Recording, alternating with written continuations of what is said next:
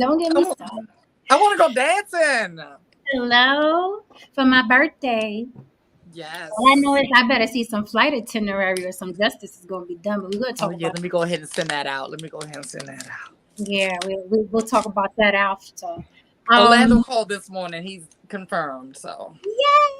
yes, I'm very he was excited. laughing about you last night. He said trolling you. He was trolling you. He was like, He "What?" was. He was. I loved it. He was. He was. He was. Tonight's gonna be extra spice, extra on the spice. If you like spicy food, you're gonna want to be here. Tonight it's a double layered cake because we are gonna talk about something that Haran brought up yesterday that we didn't have time to do last night because we had already been 2 hours and. But I was like, this definitely needs its own show, right? Right? Is identifying as black holding you back? There goes that word again. So welcome everybody to On the Block with Jen. Hi, hit that like and subscribe on your way in. Feel free to participate in the chat. Also, feel free to shoot me a cash app. Thank you to everybody who sent me the cash app when I'm not on air. I see you. Thank you. You guys know I do not shout you out unless you put it in the note because cash app is for privacy. Again, someone else hit me up for a one-on-one conversation. I don't mind doing those. They're $100, and that goes for anybody on the panel, me, Lily, Harana, whoever. If you ever want to kick it with any of us, like as a friend, because you're like, God, it'd be great to talk to that guy one-on-one. It'd be great to talk to that lady one-on-one. We do those. We do those. We do charge. Someone did ask me to do my bra and panties. That's $5,000. Okay, so if you didn't got that, yeah, you can't see me in my bra and panties. Or go to Instagram and fuck off. I don't care. It's business. Yesterday's price is not today's price. Inflation, whatever. Sometimes you got to pay to play, and sometimes you got to go to the small table. Sometimes you got to go to the big dealer's table. Right? It's okay, right? No love lost, no judging or nothing. That's how it works here. Yeah, and I said $5,000. So if anybody's like, "Oh my God, I wouldn't pay $5,000," well, fuck off. Some will, some won't. That's how life Hey, look, goes. man, Vegas got slot machines for a reason. Hello.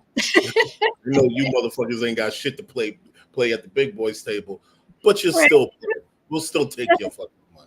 But you Excellent. know I what? love that. We'll still take your money. I love that. That is absolutely fucking true about Vegas.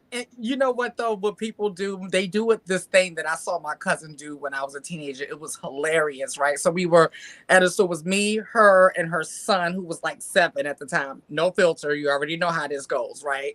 So we're at the store, and everything was just like kind of the prices were kind of jacked up, right?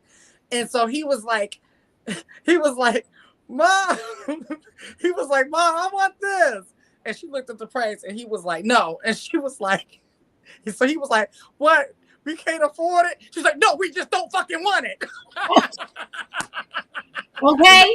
We don't want that shit." Where Okay. I'm from, they call those sucking dick prices. Woo. Yeah.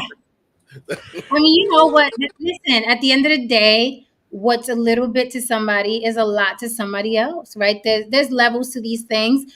There's levels to life. There's levels to price everything. Unfortunately, with social media, it leveled the playing field for a lot of people. Say like a nobody with 1 million followers and a huge celebrity, it leveled the playing field. So now everybody's under the illusion and delusion that they're equal to everybody. No, it's not the same. Out in the real world, some people are still better than you.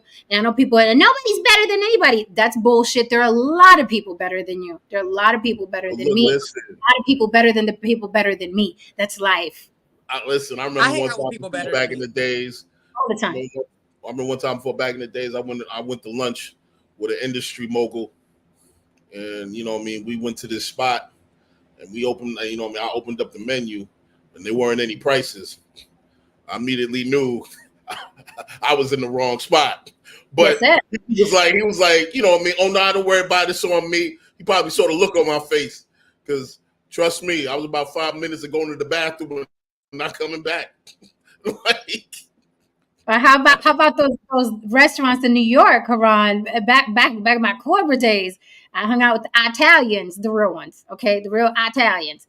And we, going to restaurants that you have to be a member to go. Mhm. There's a member. There's no such thing as we'll make reservations. No. Are you a member of the restaurant, sir, ma'am? And the plates were like $300 a plate. So there's levels, and that is okay. That's life. different situation.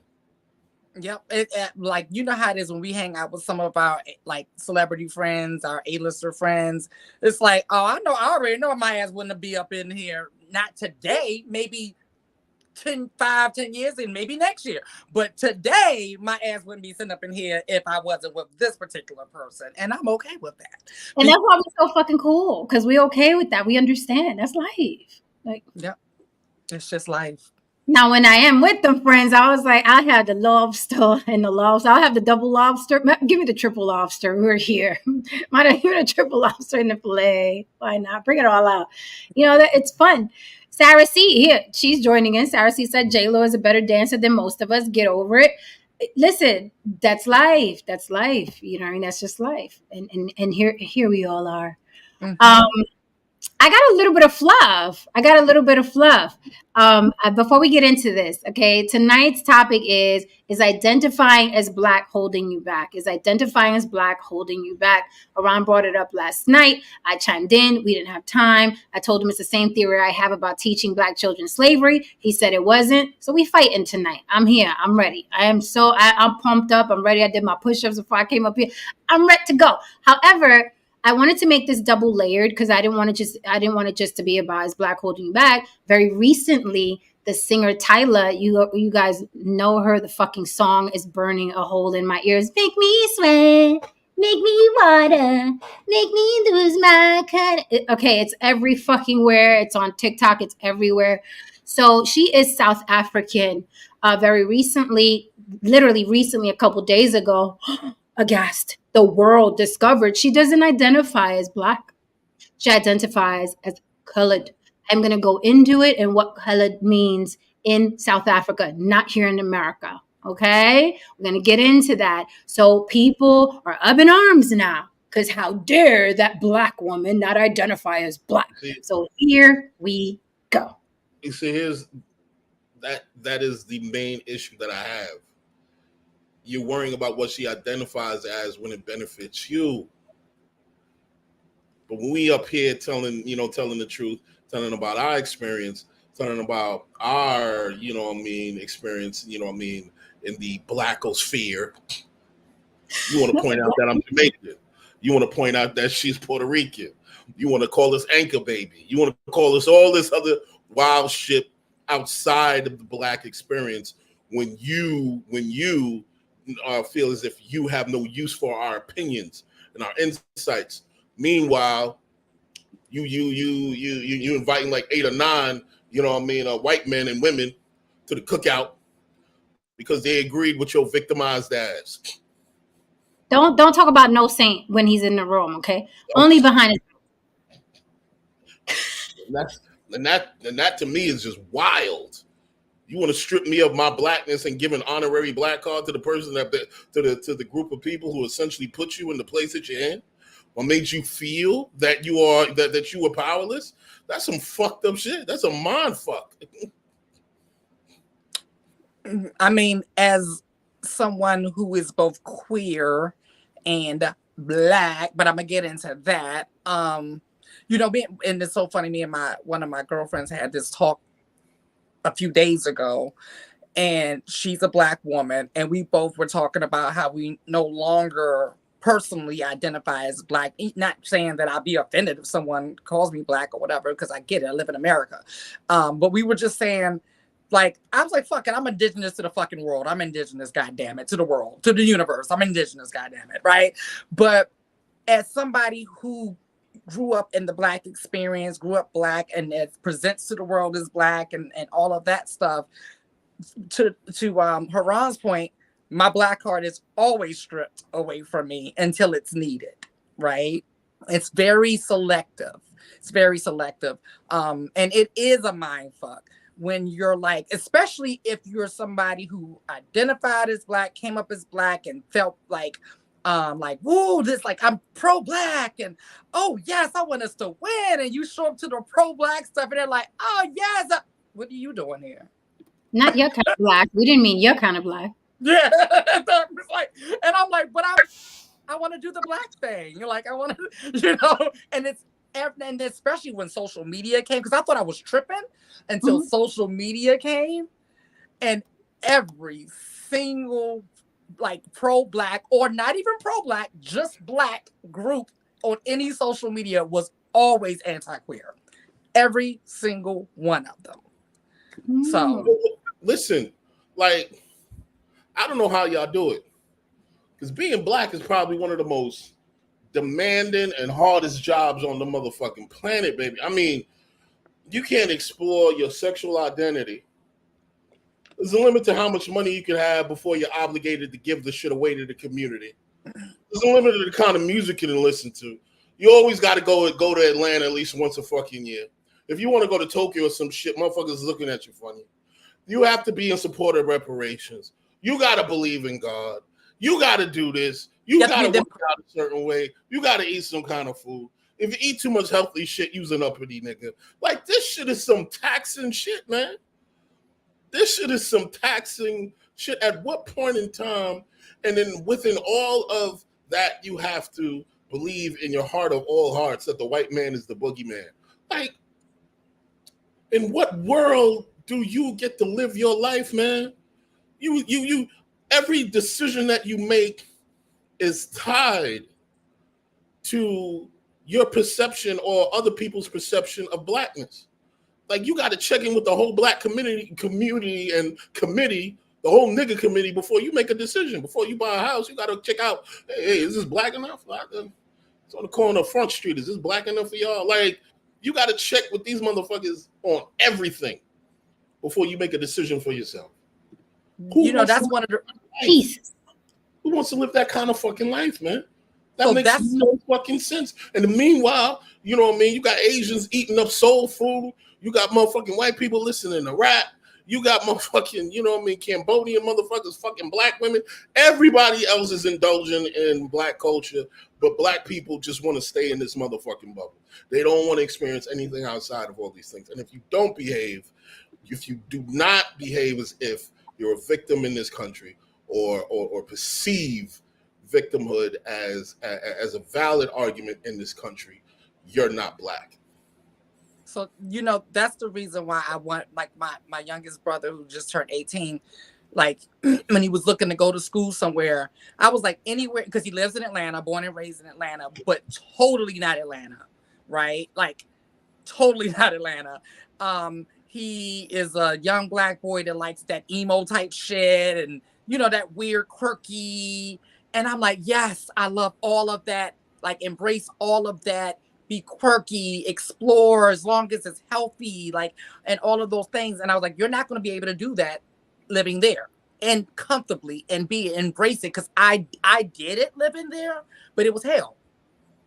Because of everything Haran just said, I was expected to fall in line, really, as to keep my black heart. But I was like, but you take it away anyway. And I want to also get into at some point of why I came to the decision of not identifying as black and realizing that it was derogatory, which I feel like we're going to get into at some point, because there's historical text to that. People just accept shit and everything that people give to them. And I just got to the decision in my life that my entire life, I was always told who I was, right? Like, you're this, and like, this is in our family, we believe this, and we go here and we think like this, and blah, blah, blah. And you're a Christian and you're a Democrat and you're, all of those things. And I was just sick of all of those. I'm like, no, I'll tell you who the fuck I am. You're not going to continue to tell me who I am. So.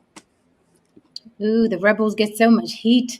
Yes. Do we recall something Joe Biden said? If you don't what? You aren't what? You aren't black. If you don't vote Democrat, you're not black. Okay, so a lot of people were insulted by that. However, right? It really is the way Haran said. There are stipulations and rules and regulations to being black. So Joe Biden, I think, was riding that wave. Right. With that said, but if you listen to that type of music, Lenny Kravitz recently said, hey, I'm not acknowledged by the BET Awards because I do rock music. And I said, my reply to what he said was, if he wanted to be acknowledged by black people, what he was supposed to say was that white people invented rock and roll.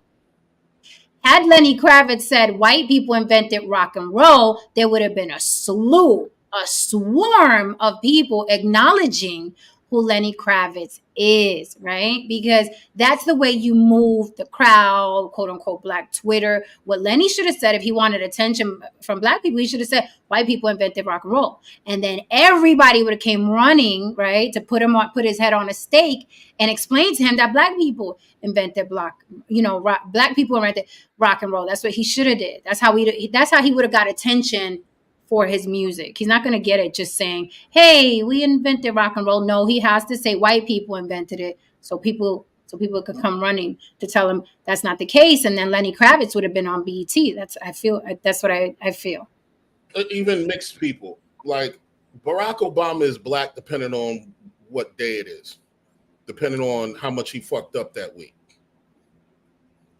Like if he's being lambasted for making having a hot take that the Black community can benefit from, he's usually Black that week.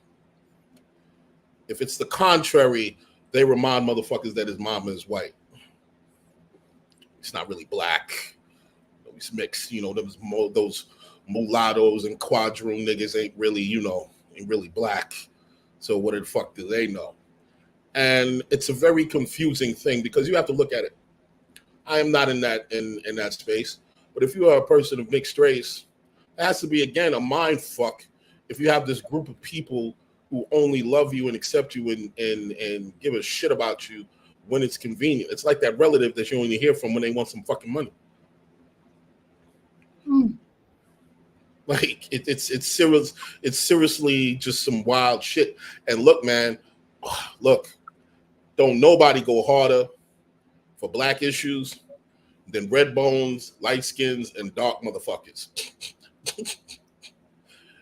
When you Black as hell, you raising a fist. When you yellow as hell, you raising a fist, and most mixed people are raising a motherfucking fist. Everybody in between is kind of you never know.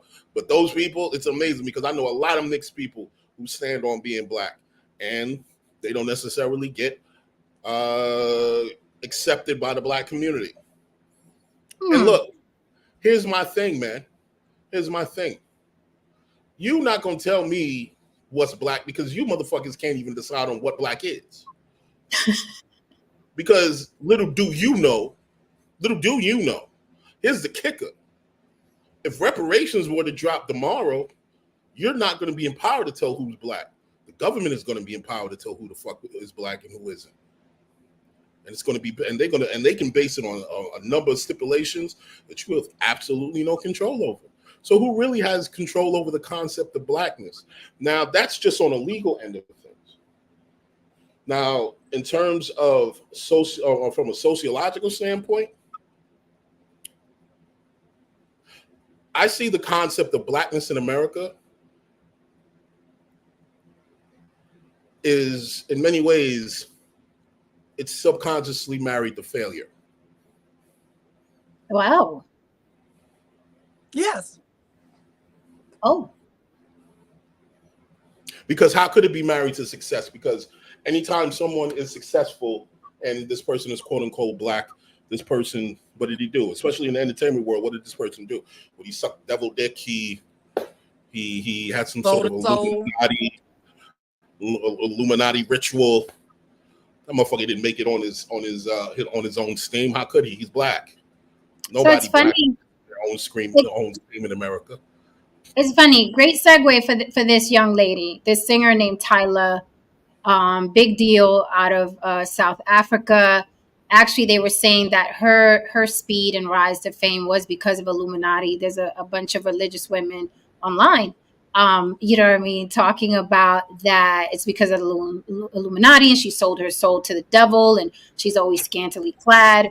I'm like, welcome to America, sex sells. This is what these girls are doing. She is 21 years old. This is Tyla here. If you guys aren't familiar with her, she sings the water song, make me sweat, make me water, blah, blah, blah. Whoop-de-whoop, the song is everywhere. She does her little shimmy on stage. I'm sure you guys have seen her. And if you haven't seen her, you've heard the song if you're on social media. So this young woman here is saying, no, I am not Black. am from South Africa. I am kleur, spelled that way. And I wanted to read the article because, believe it or not, this is news. Yahoo News, BBC. This is news, ladies and gentlemen. The fact that this woman said, I'm not black, I'm colored, is now news. So let's go to Yahoo News. It says South African singer Tyla has become one of the most prominent artists in 2023 with her hit single Water. However, the Johannesburg native recently became the center of a social media debate as Black Americans and South Africans argued the differences between colored and coloured, right, in their respective homelands. What is Tyla's ethnicity? The back and forth between Black Americans and South Africans began over the weekend when fans in the States were surprised that Tyla, born Tyla Laura Setho, does not identify as a Black woman. Instead, according to Business Insider, yes, this went all the way to Business Insider, the 21-year-old is considered colored, O-U-R-E-D, a term used in South Africa to classify those of mixed race. Tyla is of Indian, Zulu, Meridian, and Irish descent. According to Uproxx, race is viewed differently in South Africa than in the States. In America, race and Blackness go hand in hand since they are primarily determined based on the one-drop rule, having one Black ancestor and possessing facial traits that would otherwise label them as Black. Whereas in South Africa, race is recognized through apartheid, with more of a European viewpoint. Tyla's South African fans defended her decision to be viewed as colored on X, formerly known as Twitter, after a fan in the States tweeted a photo of singer alongside rapper Travis Scott, insinuating that Travis Scott had never been seen with a Black woman before. And they pulled Travis Scott over. Tyla is colored, not Black.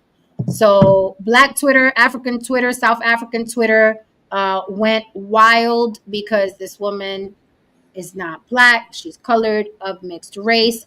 And now there's a war on X, formerly known as Twitter, because if the cops pull over, she Black, she'll find out she Black real quick, right? And in the States, that's the standard for whether you're Black or not. I've heard it. I've seen it online, right? Well, the cops pull you over, then you Black, right? Well, I have been pulled over by the cops more than once. I have been handcuffed more than once. I've been arrested. I'm still Puerto Rican. In the cell, I was Puerto Rican with the cuffs on, still Puerto Rican, right? So it's funny that, you know, the way the love-hate, I think, even though they don't realize it's love, the love-hate relationship with Black Americans and white people, right? You can't view something as a deity and all powerful, right? And then hate it at the same time. It's like you got to make up your mind, right? Because either white people ain't shit or they get to dictate your identity because they put cuffs on you, right? And I never understood that. Well, you get pulled over, you're going to find out you Black real quick. That's plantation talk. Plantation talk is what it is. And I don't subscribe to it. I will not succumb to it. I don't subscribe to it. There's nothing in my being that's going to subscribe to it. I don't give a fuck who pulls me over. A Martian could fucking pull me over. An alien can come down and pull me over. That alien can't say you're purple because I pulled you over. I don't give a fuck. I'm what I say I am. Not what your back says, sir. Let's just jump into the fire right now. Our constant debates over whether slavery should be taught in the schools. I believe history is important, although I've acknowledged I see your point. Yet the funny thing is this. It's funny that this should come up because I meant to tell you this shit this week. I'm on the phone with my boy. He's Black. He's an immigrant. And he was like, yeah, you know, I don't really got too much of a dog in the fight in terms of, you know, politics in America in terms of, you know, Blackness. But, you know, half the time, dog, I don't give a fuck. I'm out here getting money, which he is. You don't give a fuck. You know what I mean? You know what I mean? Harvard alum, brilliant guy, owned his own businesses and so on. And we're talking, he was like, but he says, I am realistic. I most likely am, if I do get involved with a woman and have a child, I most likely am going to get involved with a Black American woman. And he was like, however, if that does happen, I don't know if I want him to know about slavery. Oh. And I laughed when I was on the phone. And I laughed because I was like, if she was here right now, I was like, if she was here right now and heard this shit, she'd have looked me dead in my eye, pointed at me and all kinds of shit. I was like, and I'm laughing. He was like, we laughing. I'm like, nah, it's just a friend of mine. She's pretty much not on that train either. Here's my thing. You and I both You and I both know things about slavery that a lot of these motherfuckers don't even know about or research about. Correct. Okay? Correct. Now, we are still able to have our bearings with all of that information. And it is because it was told to people who look like us. It was explained to people who look like us, and it was given to us in a context of this is the story and this is how we overcame this situation. In America, that's not often taught in the same fashion in these schools. It is taught by white people who their invested interest is not going to be, oh yeah, by the way, y'all got big and strong and rose up and waited for us to come home and you slaughtered us and killed us. That's why we jumped into the American Revolution. No, they're not going to tell you that. They're gonna frame it and make sure that you understand that you were subjugated, you were raped, you were filth. From the time you were born, you're told that you're subhuman. So I can't acknowledge for a moment that there may be some sort of disconnect that I have with that experience. I don't know what that is. I was not taught that. Caribbeans aren't taught that. Caribbeans are taught, if anything, I was taught, you go to fucking, school, you bust your ass, you get a fucking education, you work hard, you make it in America, period. It was just that simple. It was no watch out for them white folks. It was actually, my people, and most likely your people too, Jen, we always said, just don't trust all these American motherfuckers. And that's just it. They just said, don't trust any of these things. Right. You know what I mean? And you'll be fine. So there was never this, the white man was never the boogeyman to me. Like when I went to school and I started hearing all this shit about white people, I'm like, I never looked at them like that. Like, right. I know what they did. Right. I know what they did, you know what I mean? But I never, I just saw it like, okay, you got the upper hand at the moment in time. You know what I mean? But we did what we did to free ourselves in the situation. I never thought of it as like, oh my God, are they here? Are they under the bed? Oh, like I just never had that instilled in me.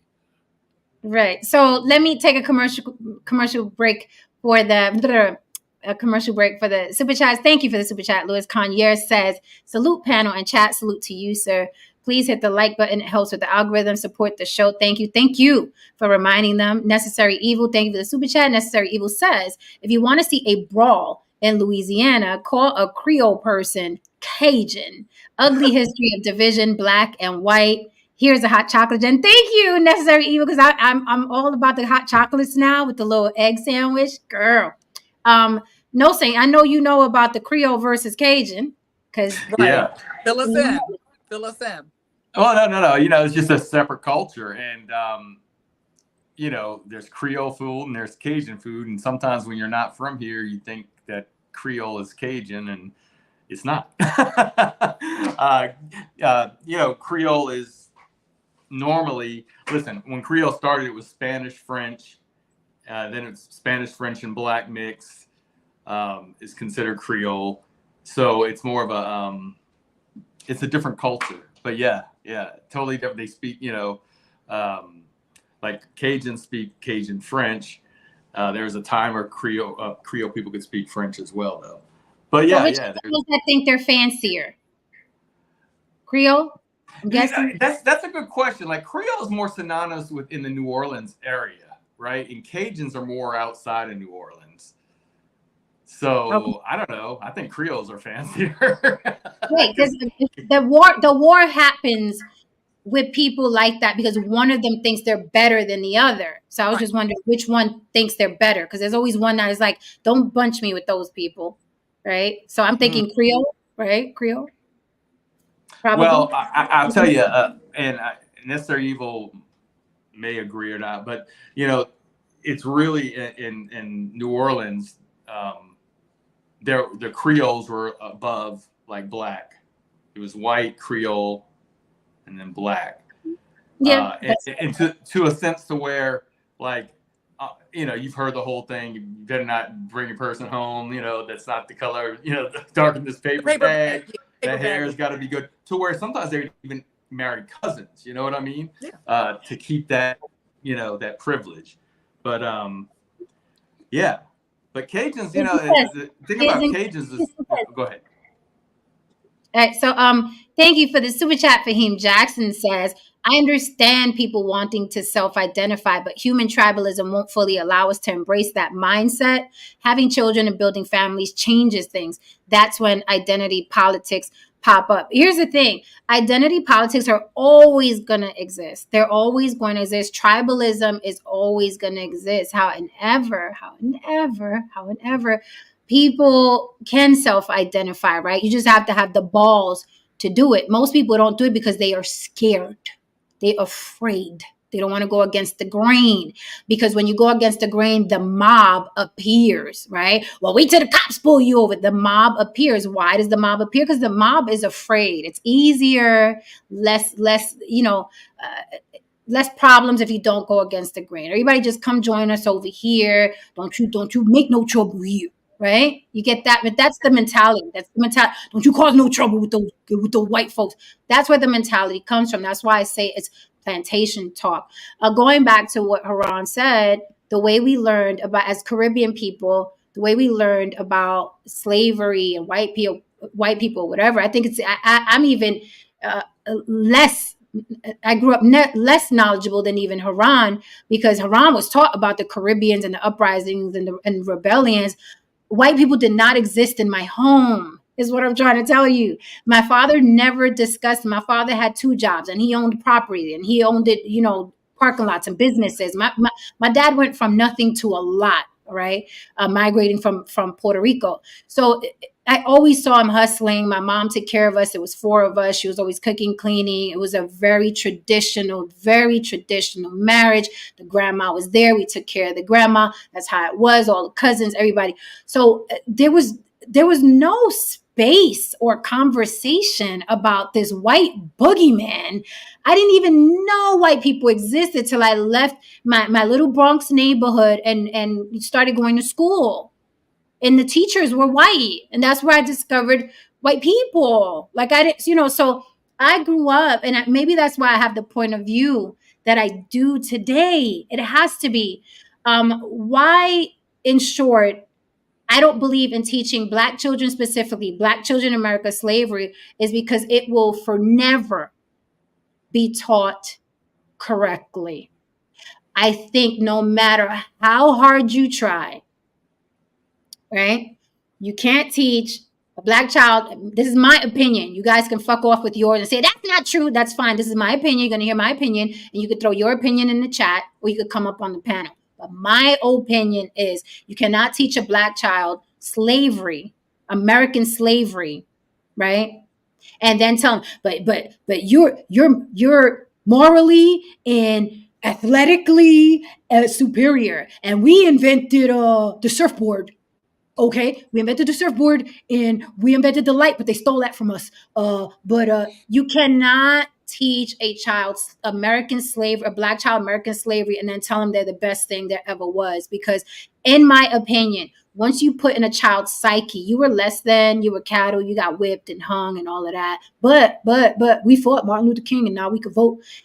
It does not compute. I don't believe in putting that in a child's psyche. So, Jen, what's the solution? You can't hide from slavery. It's going to be everywhere. They're going to grow up and see it. This is my solution. You teach slavery by the definition.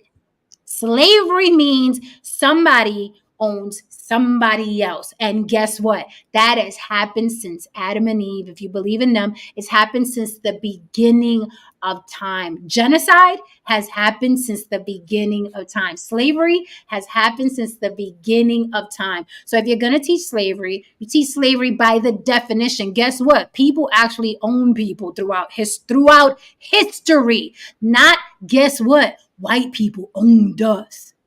That is different than teaching slavery as a definition. And that is my solution. You cannot erase, in my opinion, you cannot erase ingraining in a child, a little sponge, a child, okay? You can't soak their brain up with you, and everywhere you go, the white people still exist. And you're gonna be redlined, and they're gonna throw your job application out in the garbage. So before the kid even has a chance, here they are, and it's like, where the white man at? Because he gonna get me. My mama in the school told me, and everything. No, that's why I am anti-teaching Black children about slavery. Because dig this, the proof is in the pudding, and I'll land the plane and pass the mic. Okay, Lily is the exception, right? However, Haran and I are the Caribbeans. We were never taught that white people son dioses. We were never taught that white people are dated. We were never taught that white people were going to stop us from living. And who has the biggest fucking attitudes and tell white people go fuck themselves up here? We do. There's proof in the pudding. This is why I don't cower to white people. This is why I don't, oh my God, don't you say nothing about that good wife. This is why, so the proof is in the pudding. Now, the chat, they'll go crazy insisting that Black is an affliction. It's a bad thing, and white people are out to get them. No, it's the reason why. And that's why we're oppressed and suppressed. And how were they taught slavery? Listen to how people speak, and you'll find out who taught them. So, you know what, Jen? Listen to how they speak, and you'll find out who taught them. I was listening to you because I'm always wondering, like, what shaped my view and why I cannot identify with this victimization of, feeling oppressed. And as you were talking, I was kind of going through my upbringing because it has to be my upbringing. And then I thought about it. I grew up in DC, which was Chocolate City at the time, right? By a family who grew up in DC. My whole family never seen white people. They never had to deal with white people because DC was literally Chocolate City their entire time growing up. So white people weren't a thought. Now, the difference between my brother and I, we were the first to grow up on Capitol Hill. Now, we weren't just around white people. We were around every motherfucking body. Like, everybody. People from different countries that you just probably don't even know existed. So it wasn't like Black and white. It was just fucking people. Right. And so because of that, we never, like, that never, ever, ever was taught in my house. It just never came up. What did come up, what I was always taught was, like, it was something that you said, and this was my father. He still says this to this day, every day. Like, basically, people ain't shit, right? And people, once they get into power, a lot of times people abuse their power. This is just a human thing. And this is what humans do a lot of times when they have power. And that's it. And that was how I was taught. So then I grow up, I get out of DC, and I moved to other places, and I start hearing this talk, and it was just like, and I was like, well, is something wrong with me because I don't see am I missing something? And, because let's be clear, I moved to Atlanta, another chocolate city with a whole different mind state, right? Because it's down south. And it was always this, like, the white man is going to get us. You know how don't white do it. And I was just like, yo, I don't remember this. But then I took a step back and I was like, I look at this is a question I always say to myself. Do you want what they like? Is there something that you want, that you admire within that person, that you can learn from that person? And when I look back and compare between the people who are like, ooh, the white man's coming to get me versus the people who's like, I don't think about them, I realized that they inspire me more, the people who don't think about them, because I'm noticing they don't have this burden on them, thinking like, I can't succeed or something may happen if I try hard. Like, I don't see that in these people. So I'm going back to the way I was raised. And that's why I would say my parents did things right. They did things wrong. But this is one of the things that they did right by not teaching that, because that's never even been a thought when I started my business. When I started my business, the first thought I thought was the only person that can stop you is you. There's not a human being on this earth, Black, white, gay, straight, whatever, is going to stop you. unless you decide that you don't want to do it. So I don't like that the way people teach that, and that's one of the other reasons why I don't want to identify with that, because to me it's identifying with a struggle. And when I started to do the research on how other people in this entire world identify, no one identifies by a damn color. That's why this young lady Tyler is like, huh? Like she's probably done a world tour, and then she gets here and she's like, hold up, what am I? Okay, well, I've been around the world and I was South African. Everywhere else I went, why are y'all throwing tomatoes? What's going on here? You know, it's really weird. So, well, yeah, listening to all this talk, I can't help but think like it. So I'm just guessing here, but like I think that there's this sense of, you're in America, where you're considered a minority. You know that you've come from another place, right? Maybe not exactly where, but kind of like west coast of Africa, and so you're looking. But instead of saying, listen. It's almost like when she said, no, I'm not black, it was a smack in the face, as if people around the world who have melanin and are especially from Africa somehow have to be the same thing as you. And it's just not that way. Especially when you're split off, the cultures are totally different. And to try to push that on somebody and, acting like she wasn't in South Africa and they hadn't seen racism in South Africa, you know what I mean? And so I think, because when I think about, I think about the word white, black, that was, I'm sure Lily was kind of going to go into that, wasn't even around until like maybe the 1600s, it was invented. And at one point it was just like the English, and then eventually the Italians and everybody else got to go under the blanket of being white. But when I think about if I go somewhere else, I have a place to say, okay, I'm American, right? And I've embraced the fact that I'm American. Some people say, okay, well, you're European. I don't think I'm European. I mean, I think our cultures are too different. Even where my family came from, we're different. We're not the same anymore. We came from the same people, but we're just not. We split off almost like a species, just the cultures are too different. So I embrace American, but I'm only assuming that the many people here that are black don't want to really embrace the American because of all the history. And so they want to, say, well, I want the African people, the people over in Africa to accept us.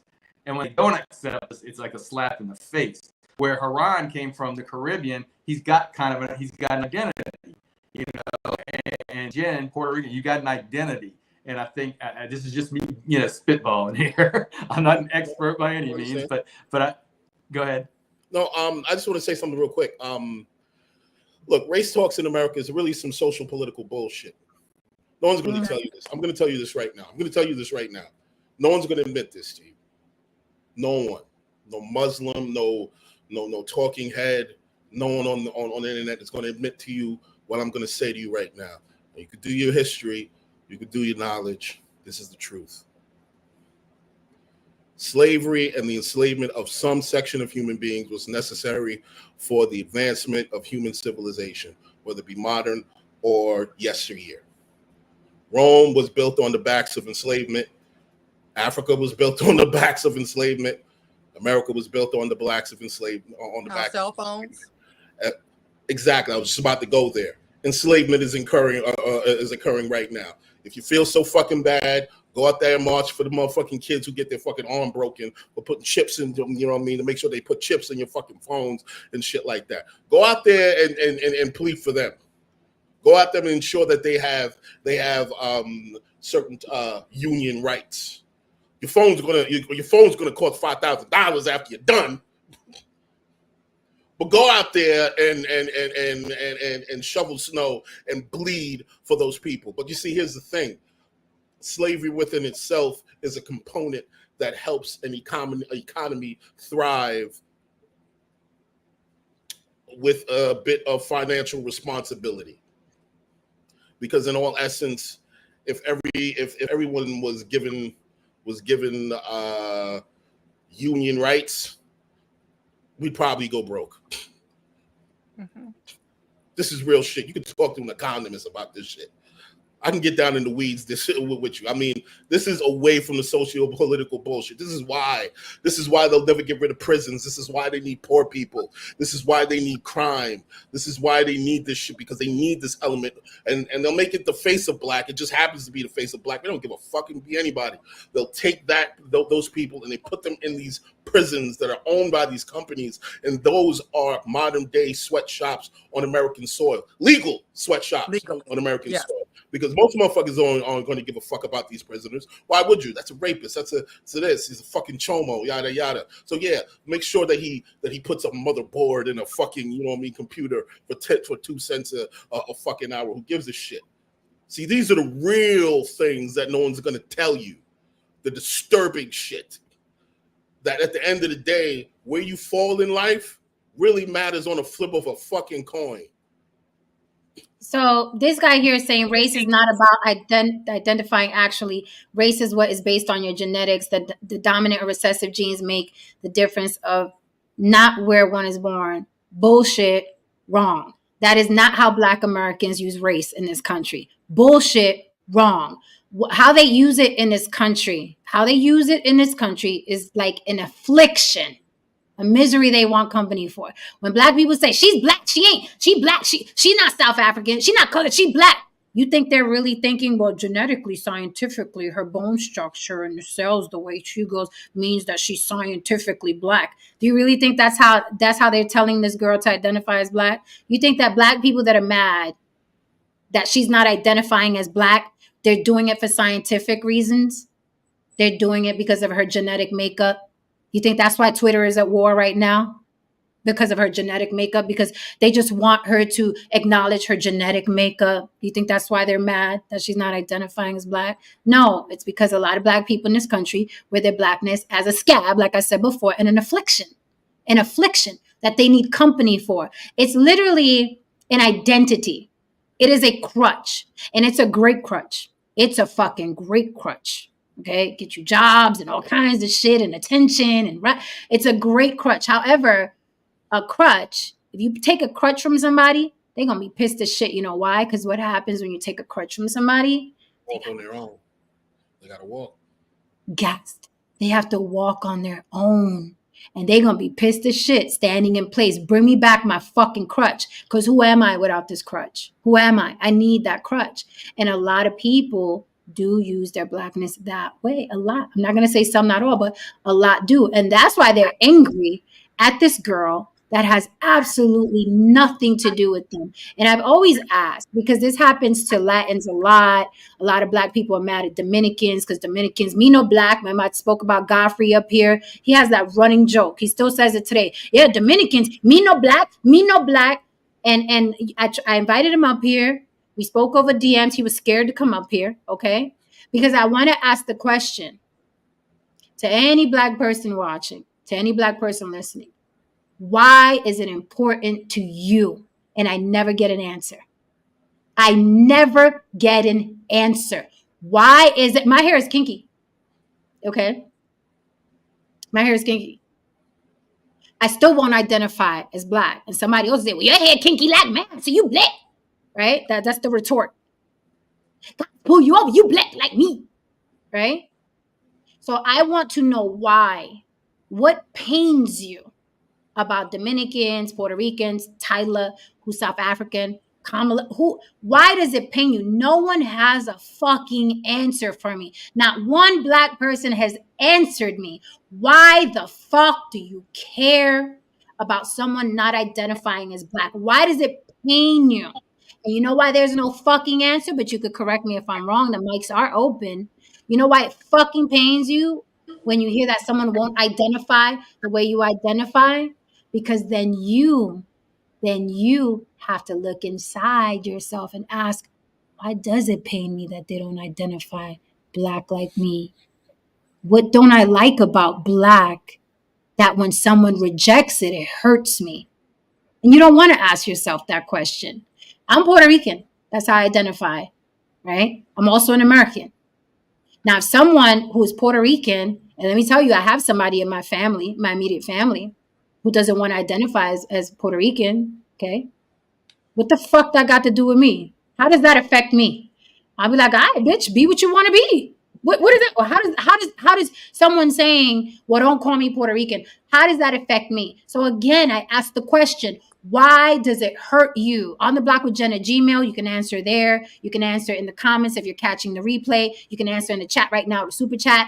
Why does it affect you personally when someone that has nothing to do with you says, I'm not Black? Tyler is saying, I'm not Black. And it's interesting, right? Because you pay more attention to the people who are saying, I'm not Black. Alicia Keys' mama is white as snow. I'm talking about Karen. Halle Berry's mama is white as snow. I'm talking about Karen. Okay? Have you seen their mothers? Karen, Alicia Keys, okay? And fucking Halle Berry. Mariah Carey. But Mariah Carey, she's always said she was mixed. But white as snow. And those are two women that are saying they are Black. Ask Alicia Keys, got the cornrows in her hair, she's Black. Halle Berry, the first Black woman. Right? She identifies as Black. So why don't your attention go to people who are actually identifying and embracing as Black, although they're mixed? Because Halle Berry's mixed. To me, she's not Black. Alicia Keys is not Black to me either. Of course, they're going to identify as Black, right? It's better for record sales and shit like that. We all know it. Let's tell the truth. Being Black, singing R&B is better than being white and singing R&B half white.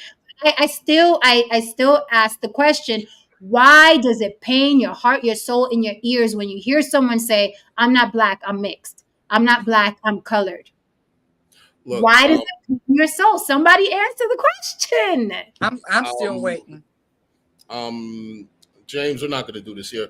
You're confusing the internet with what Blacks think in real life, sir.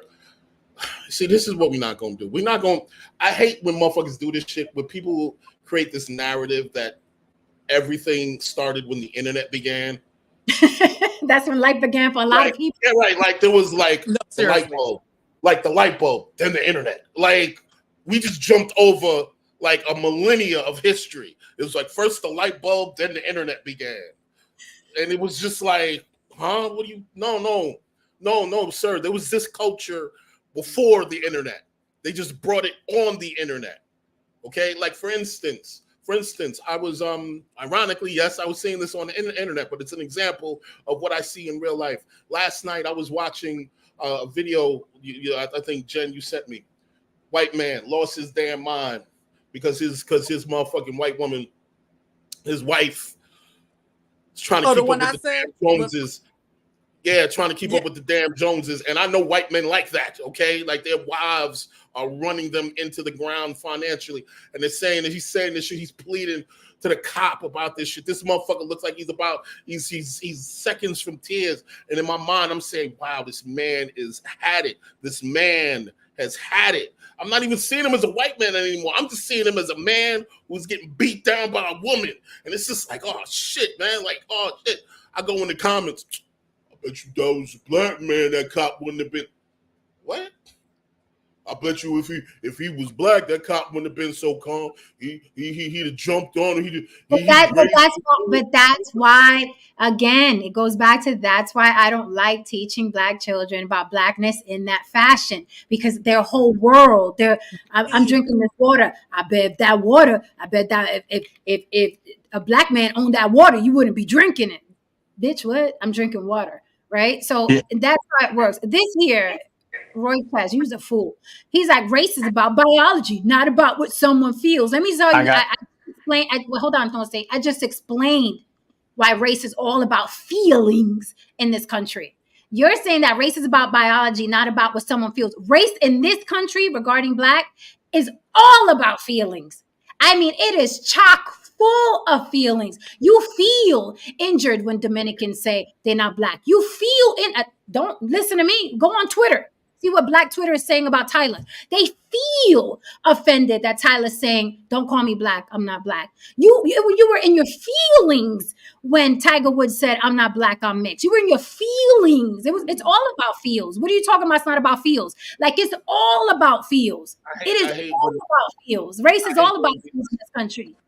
in these discussions, I hate the fact that all of a sudden everybody wants to lean on science. Any other time, well, let me bring it. That's what I wanted to bring up. Science, it's fuck logic, it's fuck all that other shit. But when we're trying to have these kind of discussions, all of a sudden we're sitting here and we're going to the black and white information of, well, biologically speaking, phenotypically speaking, well, sexually and gender wise, blah blah blah, so on and so forth. Yeah, I understand that. We're talking about sociological. We're talking about perception. We're talking about tribalism. We're talking about how people interact with other people based on their own wants regarding power. This is about power, okay? I don't know how someone has to explain this shit to you at your fucking grown age. You motherfuckers are 40, 50 years old and don't understand that at the end of all of this comes down to power. Okay. But here's the thing, Roy Chess mixing something does change it. This is like science 101. This is like the science they teach in elementary school. You can have black coffee, pure coffee. You put milk in it, it's no longer fucking pure coffee. Are you dumb? Like, how old are you people? And this is what I'm saying, Haran, that the internet did start life for a lot of these people. That's when life started for them. When they got one of these and got a camera and got to type their opinions online, that's literally when life started for a lot of these people, because they would never listen to otherwise. Their wives would fucking listen to them. People in society didn't listen to them. Now they listen to me. So now my life has begun on this new internet. It's the rebirth of a lot of these people who are slow. It's not about putting a pig in a different outfit and it's no longer a pig. It's about, since we're talking about science, if a whole black person has sex with a whole white person, by your definition, because you're saying that race is a biological fact. It's not about feelings, although it's all about feelings in this country. If race is a biological fact, that means that a black woman can have sex with a white man, and then it's mixed, according to you, since race is real, then that child is not a black child. That is a mixed child. If you were sticking to race is real, that means that a black person and a white person produce a mixed child, not a black child, a mixed child. Going by your definition, they produce a mixed child, not a black child, because you can sell more records. Right. No, what were you going to say? No, he's listen, he needs to really go over to the pseudo killers and listen to those guys talk about race. And race is a construct. It was pseudoscience. It doesn't exist. So there is no such thing as biological race. These terms are all made up. There are differences, and there are slight differences in genes that make someone look a little different, but there's no such thing. So I can donate blood to you. I can donate blood to you, and you can donate blood to me. Yeah. It really irks me when someone comes in and starts acting like scientifically it says this and that. It does not say anything of the sort. You're making it up. Basically, you made it up, or you read it some. You have a point there, No Say, because based on what you're saying, there are a series of genes out there in the world that create a series of phenotypes, and our perception of said phenotypes will say, oh, that's a white person, or that's a black person, or that's this. But it's based on our own perceptions and ideas about race and phenotypes creating a certain person and a certain look. That person is just an amalgamation of a series of phenotypes. He might be pure, depending on how close they are to a region. Yes, European people tend to look different from African people. You look different because your features changed to ensure that you survived under the conditions in which you were living in. The pressures of the environments dictate what better genes are passed on, or what genes are able to survive in certain environments. So that is the real science of it. But what I'll tell you something about it, though, is you can find people with blonde hair and light skin in Africa. That Africa is the most diverse place on the planet. You can find someone that has the I'll use the term that I got on Jen about, and she gave it to me. What is it? Chinky eyes? Yeah.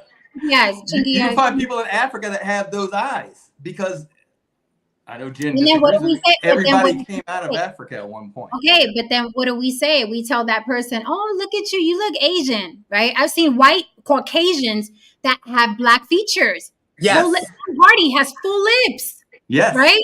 Those are Mick ethnically Jagger. funny. You know what I mean? So And that's what we say to each other when we see Yeah. Asian people. It was like, oh, you know what I mean? So you're right. It's all about, but these guys that are beating off with the race is biological, race it, then let's dumb down. Let's dumb down for you. Okay, race is a biological fact. It's scientific. It's not about feelings. Then you cannot call a mixed woman black. Then you cannot, by your definition. Yeah, by your social definition, the way you're using these guys are using the terms, you're right.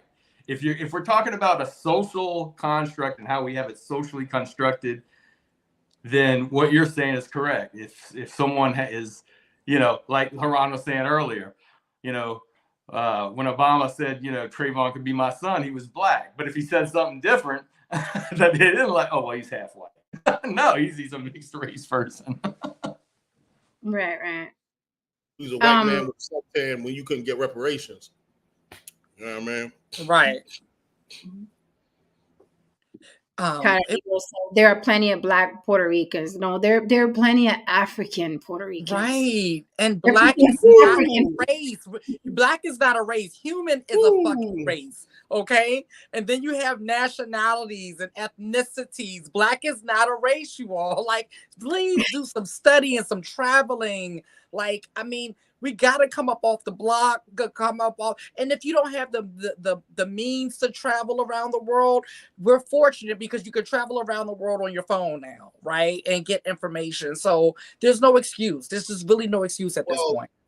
Here's the thing. The problem with, and I see it on Twitter or whatever, the problem with them traveling is, again, it's the perception that when you look this way, you're not invited to anywhere in the world. That's true. No one wants you there. Yeah. No one wants you there. Unless it's Atlanta, unless it's LA, unless it's Florida.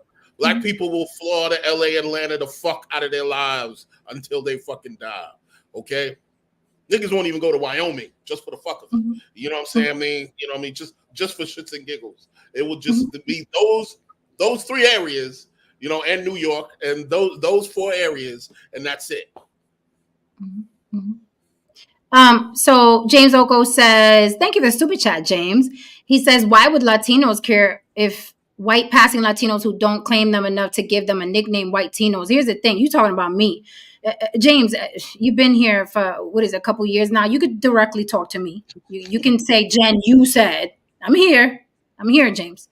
I call those Latins white Tinos. The same way I would get on them is the same way I would get on white people.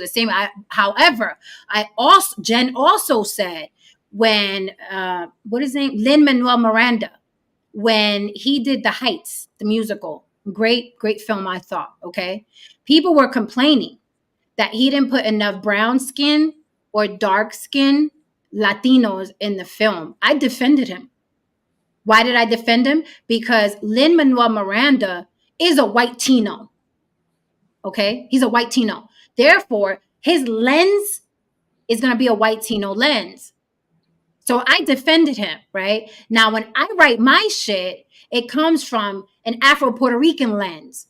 So when you see my film and you see my projects, people will be like, wow, she doesn't have a lot of blonde, blue-eyed Puerto Ricans in that, because I'm writing with my lens, the black and brown.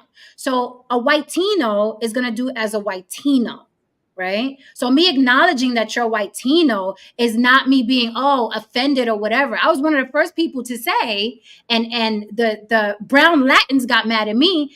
You have to understand, everybody caters to their experience. A white man isn't going to write for me correctly. That's why when white people write for black people or brown people, often they have them in the room, because they don't know the lingo. You don't know the culture, right? So I know you tried with that super chat. Thank you for the super chat. But no, I was one of the people that defended the white Tino, because I was like, he's a white Tino. That is how he's going to write.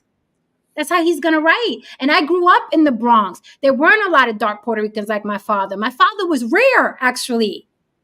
My father was very rare. So I thought he knocked Washington, the Heights movie, out the park, because that's what the Bronx looked like to me. I like this comment by Buffalo Mind. If you can see that one, perfect analogy that he used. He said, "We'll acknowledge that a lion and tiger get together, and what's the results? It's a liger. Now, not when it comes to humans. For some reason, I guess for some reason, it's he's black, even though we know they are both. The craziest lie. And you know why they don't do that? You know why they don't do that? I'll tell you why they don't do that. I was hoping somebody would say it. Because everything in Black America is about Black people fighting for against their erasure, against them being rendered invisible. Gotcha. If you listen to them all the time, it's always like, as a matter of fact, the conversation about how hip hop started and blah blah blah, that was about them perceiving it as if we were erasing them completely from the history of hip hop. Everything with Black people is about in this country is about erasure. So in that context, like, yeah, they're going to say like, yeah, that's a Black person, because they don't want to say, yeah, that's another white person. It's just another white motherfucker that gets the motherfucking, experience their privilege over them in their mindset. Again, this is all about power. But then that is crazy. Because so many people who identify as Black, why not celebrate them? I'm confused. This is what I'm talking about. This is exactly what I'm talking about. I gotta break in. Go ahead. No, saying sorry. I gotta break in. So, what's his name? Chess. I don't see his name in front of me. The guy talking about Black is. It's not important. Just go ahead. What do you got? Well, he's bringing up. Yes, it is. Look up Carl Linnaeus, which, first of all, people that wrote in the 16th and 1700s is not. Listen, we've come a long way since then, right? But just had to look him up because I kind of thought who this guy was. So it says one of the origins of scientific racism can be traced to Lenin's work on classification of man, which have a devastating and far-reaching consequences for humanity. He's quoting this as, yes, we are. I wonder if he's a Black guy or a white guy at this point. He's quoting this guy from Sweden from the 1700s, which pseudo-scientific racism was going wild back then. I mean, a lot of stuff that they said back then was wrong. So yeah, update your sources, man. Phrenology was actually science.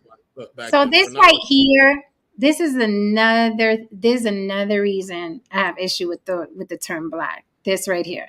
The Star Child says the term Black is made by Europeans, and it was made in a negative way towards people of African descent. That is the cherry on top of this entire topic. It was not coined to help, to uplift, to make equal. It was literally coined to make less than. Black is always and forever be the opposite of white. It is the opposite of what it is. It's up, down, left, right, black, white. It will always be the opposite. And white, it's honestly an eternal way to always keep you less than. Yes. It's an eternal way. It's the easiest. It was genius. It was genius. And it's working. So here we go. But the thing is, Lily, hold on. But the thing is, Lily, that people think it's the opposite. All they got to do is add magic behind it, or Black girl magic, or Black power. And they think that actually changes the term. No, you are still addressing yourself from a place of lack. That is why you're constantly trying to put a word behind it to make it better. Black girl magic, Black girls rock, or Black power. You're constantly trying to help that word. The word is no good because it's always the opposite of white. So let me ask you a question. I was going to go here. And now that we're here, let's just put it out on the table. So with what you just said, would you agree that Black people are the main supporters of white supremacy? Yes. Oh, hell yeah. Yes, by far. Hell yeah. I mean, come on.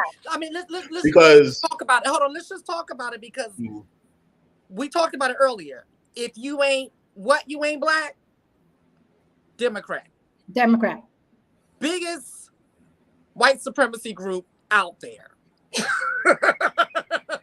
Like, let's just keep it a buck. The biggest white supremacy group out there. So yes, that to answer your question in short, yes. But let's go deeper into the weeds. And this is where the shit This is where you motherfuckers really outsmart yourselves, or maybe you just really weren't as smart as you thought you were. And this is where this shows the deifying of white people to a T. Proof of that. You got Democrats and you got Republicans. Now, a lot of black men are sitting there like, oh, fuck them Democrats. So a lot of them become Republicans. Okay. What are they giving you? Exactly. What are they giving you? Did you take a stand or you just change bosses who really don't give a fuck about you? You see, here's the kicker. This is what they don't tell you. The people who have the real power in these in these political contests, it's the independents. Why don't you all just get together and say that now we're not voting for either one of these motherfuckers. We're just going to have our own independent party. Too much work. That's too much work. You just need to identify with some sort of whiteness. Yeah, it's too much work. So the chance of actually gaining some power, gaining some kind of foothold in this country, the things that you have to do that, you're not even willing to do that. It's just easier to be under a different white umbrella, a red white umbrella. So Louis Kanye kind of echoes the Star Child. Thank you for the super chat, Louis. Louis says Black in America is not a race. It is class, the underclass. That is why I do not identify as Black. I think that the word will drop off. I think it's going to move. Like, we won't see it in our time. But I think 500 years from now, that word is going to die down, just like religion, like a lot of shit from yesteryear that existed and no longer existed. We used to worship the sun and potatoes. I see religion falling now. I see falling. Yeah, people are just like. It's not so much the word for me; it's the actions, man. I mean, it's the culture. I don't give a shit what you call yourself. Like, look, listen, it very might well call, die off, after we're dead and gone, Jen. But it might be called the Mfufu tribe. And these motherfuckers are just as dumb and ignorant and and self-deprecating as the niggas. So it's not about a word. It's about a mentality. It's about an idea. When is this idea going to transform into something else that actually benefits its people? I don't give a shit about words. You can call anything whatever the fuck you want. It's the idea and the perception that is connected to the word. But hold on, Haran, when is this idea going to transfer into something else? Do you know what happens every time we try to introduce something else that's positive? No, nothing positive. That's it. No. You and that's remember the redlining and the slavery and we can't, and it won't let us. No, we're not going. That's why we can't transfer to nothing positive, because it will always go like, that's just what's going to happen. I mean, Exhibit A has showed up to do it now. So, hi, James. James, go ahead, James. You ready to drop the mic? He ready to have his little mic drop moment. Go ahead, James. Hit us with it, man. Damn, I'm a person, man. Exhibit A. Yeah, you a person. Go ahead, James. I'm a human being. Now, I agree with a lot of what y'all saying. I really didn't come up here to debate with you or nothing. I do think that a lot of Black people are prefixed on race. I do think that generally it's something we need to, move past. But saying don't teach it in school, I don't believe in that, because if you don't teach something, if you don't teach history, it's going to repeat itself. The Jewish people have a phrase, they say never forget. And they have that for a reason. So if you think for 1 minute that Jewish people aren't teaching their kids about what happened to them, I think y'all missed the context. But another thing. Wait 1 second, James. You missed the context of what she was saying. She specifically said this. She didn't say don't teach it. She said the manner in which it's being taught in schools. That's what she said. I thought I heard her say. Yeah, the point that you thought you heard. You thought you heard through a lens, the filter. Okay, let's listen. She said the manner in which, I was here when she said it. She said the manner in which it is taught in schools, because they will never teach it in the manner in which it should be taught. They'll never frame it in a manner in which that would empower you. She is against it being taught in school. And I don't think that, and I don't believe in we got to teach them that they were enslaved by white people so it don't happen again. Let me stop you right there. If it happened again, Black people would not be able to stop it, James. They don't have the military power. Wait a minute. Let's tell the truth. Since you wanted to go there, okay? They don't have the military power. They don't have the unity. They don't have the organization skills, and they don't have the fucking balls. So they will fall in line. There's going to be a lot of house Negroes in America again, okay? So when I hear that, when I hear someone say, well, you got to teach them so it don't happen again. It can happen tomorrow. It can happen tomorrow. And I'd be looking at you, James. You'd be in the field and I'd be in the kitchen baking pies because I'm lighter skinned. That's what would happen. That is the reality of America. That's what would happen. Nothing else. So with that said, why keep putting in a child's psyche in their mind that they were less than? Now, if someone can tell me today, aside from the farce of, well, we're telling them so it don't happen again. If someone can tell me today, well, Jen, the benefit of teaching a Black child slavery is X, Y, and Z, then I'll be quiet and I'll listen. I want to hear what the benefit, because the only thing I've heard thus far is, well, we tell them so it don't happen again. Let's put that aside because I already blew that up. What is the benefit for a Black child with an open mind to hear that his people were cattle? I just want to hear the benefit. Can somebody give me one benefit? And I will digress. So that they know history. Let's just go there. So that they know history. So they know what?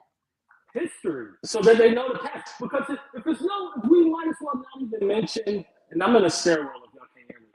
If we're not even going to mention slavery, we might as well not mention the Revolutionary War. We might as well not mention the Industrial Revolution. You're not hearing, James. No, James, I said teach slavery by definition. I didn't say erase it. I said teach it by definition. If you're going to teach history, okay, wait a minute. If we're going to teach history, the history of slavery, that's been happening for centuries. Genocide has happened for centuries.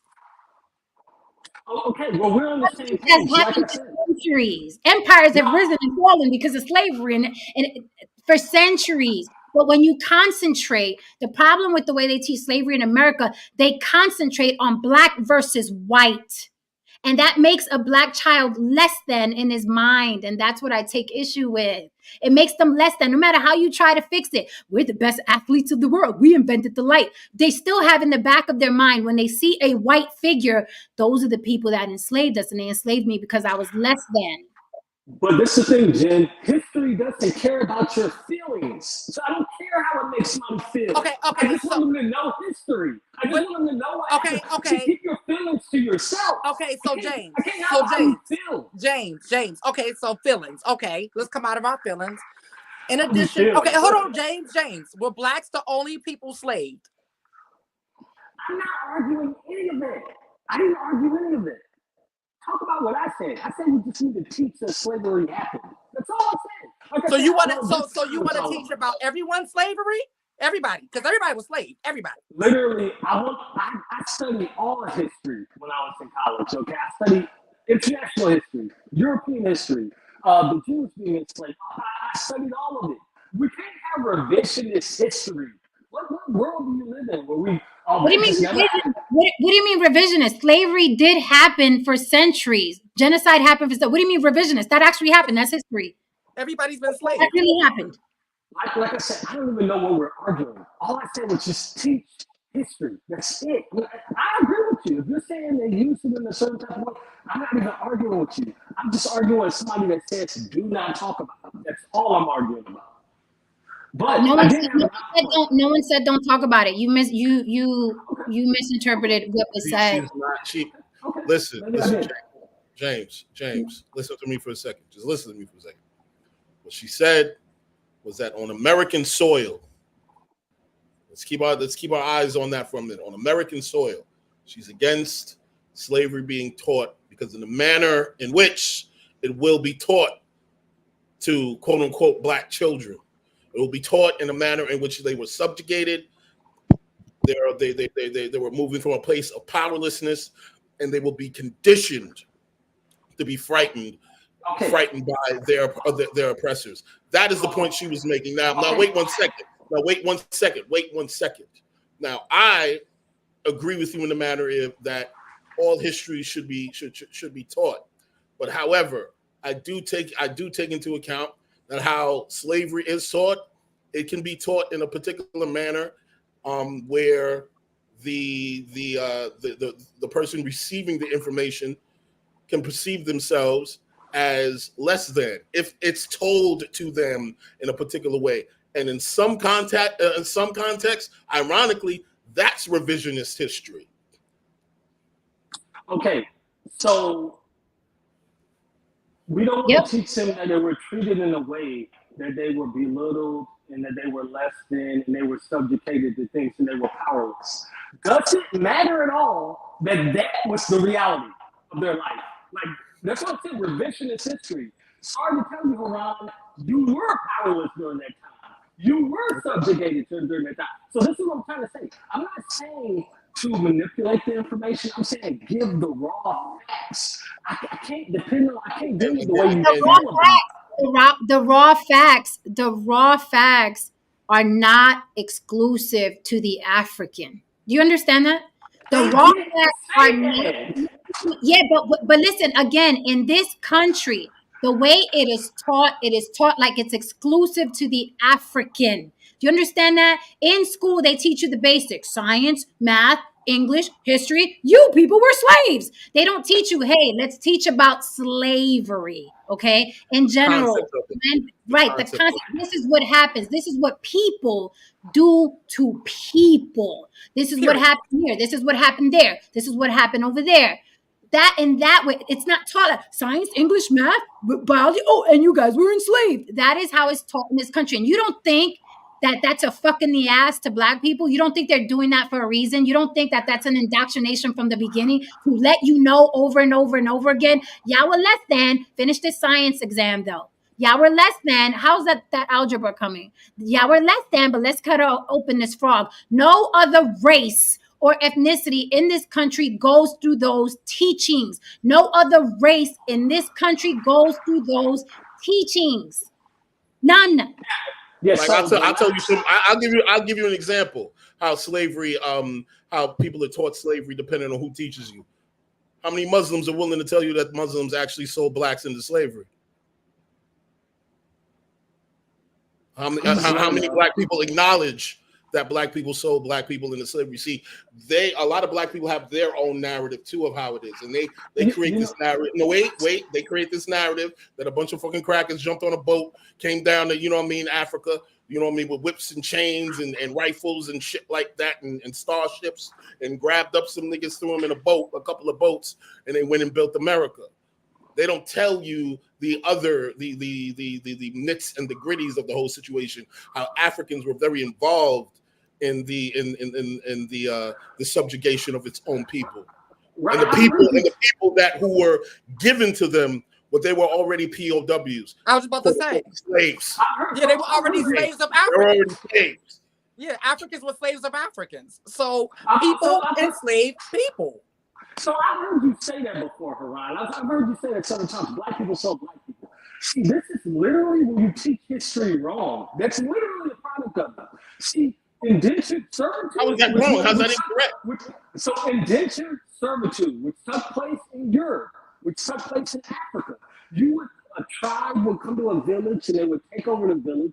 It would take a 13-year-old boy. Wow, it's just so incredible, James, that you're willing to acknowledge that indentured servitude happened in different areas of the world, but you're not willing to acknowledge that slavery happened in different areas in the world. And she just told you that she's willing to have that kind of conversation in schools if they would just concentrate on enslavement being across the board instead of one group of fucking people. Do you have Here we are having a conversation about this indentured conversation? servitude happening all across the board. You want to throw that in there. But I'm just concentrating on Blacks because this is the part that we tend not to concentrate on. We don't want to mention that. No saint. Have you noticed, no saint, that I didn't say any of that? Why are you calling for no saint? Why you calling for no saint? Hold on. Let's open up this can. Okay? Y'all always want a white man to come save y'all Black asses when you're in the goddamn trenches. No, fight. Let's open up this can, please. Let's open up this can. Why did you call for no saint? He's not the authority here. He's not the authority on Black people. He's not the authority on brown people. He's not the authority. He's not your savior. Not here. I What is call him that no about? saint because I already heard. No, a couple of you black men have done that. A couple of you black men have done that. Why do you turn to this man? He's not in this. And if we were during slavery, no saint would take his ass back in the house. Real quick, bolt up the door and everything. He told somebody to hang your ass. Like, what are you talking about? Like, why do y'all? You're not the first black man that does that. What is it with y'all and no saint? What's the hard on for no saint? What's going on? So you don't trust what we're saying. You don't trust what we're saying, but you'll turn to the white man to save you. That shit is wild. That's the mentality. That is why I say stop teaching slavery in school. Stop teaching that white people are the saviors. Stop it. Because in 2023, we'll have a black man in a suit with a great job, I'm sure, and he's still turning to the white man. Save me, white man. No saint. What do you say? Like, do you not They see do that all the time, though. They do that every fucking time. That shit is weird. They do that in the red pill community. They do that. half of niggas and white men. Nothing we said matters. No saint, help. What the fuck? This is all the time. Welcome, Louis Kanye and Brother Ish. How are you? It's not just with him. What's up? Can I say something? Hey, what's up, everybody? Look, this is the thing about it with slavery. Do you hear me? Yes, we got you. Yep. Slavery was a byproduct of fucking being conquered, plain and simple. And with that fucking myth in Africa, you got thousands of fucking tribes over there in Africa that was beefing with each other. And this is why I used to get into arguments with the Hoteps. They talk about Africa was the first civilization. Yes, Africa was. And that made it the most fucking primitive. You had the fucking Arab invasion, which weakened it. And then here's the thing about it. When the European came to Africa, they only got to the exterior. Who brought the European inside the interior Africa? It was other fucking Africans. And what happened was they were selling their POWs, like Haran said. They were trading doodags and trinkets, flat screen TVs and rims on the cars. They gave to the potbelly chieftains. And when they went to that potbelly chieftain again, said, we need some more prisoners. They said we were all out. Now it's time for your black ass to get on the boat. Let's go. That's what happened. Like, everybody want to blame, with the European. Slavery was throughout history. Slavery is a byproduct of being fucking conquered. It is what it is. Yeah. And misogyny is a byproduct of man conquering the world, right? So why complain about that? Man conquered the world. Misogyny is a byproduct of that. So that's a weak ass point. We weren't complaining. It was you complaining. We weren't complaining. I hope you don't break your shoulder with that stretch. Right. Man, you see how that works? We weren't complaining. You were. We weren't.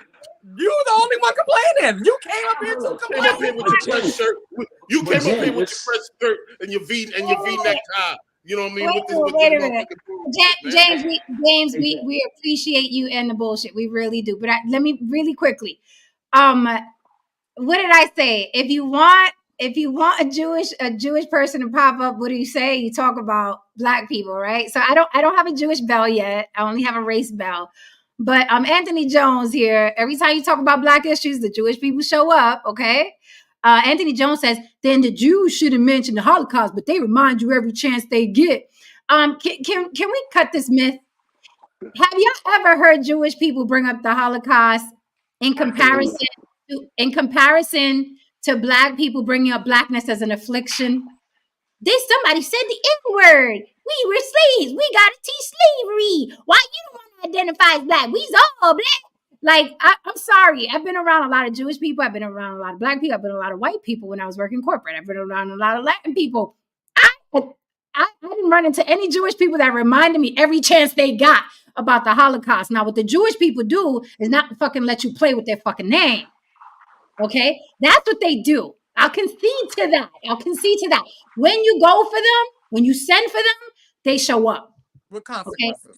With consequences. I'll concede to that. That is how they roll. But you got to charge that to the game, baby. If you're not as united as they are, if you're not as wealthy as they are, you got to charge that to the game. You got the same 24 hours that the Jewish people got. That fucking simple. 24 hours. Yeah. Learn from them. Night. Learn from them. Hey, but you know what? Y'all were talking about biracial earlier, right? And how, like, well, if you're black, You know, if you're saying that, you know, you can't say a biracial person ain't black, I think y'all don't understand. The one drop rule was created by white people. It was white people that said if you have one drop of black in you, you're not white.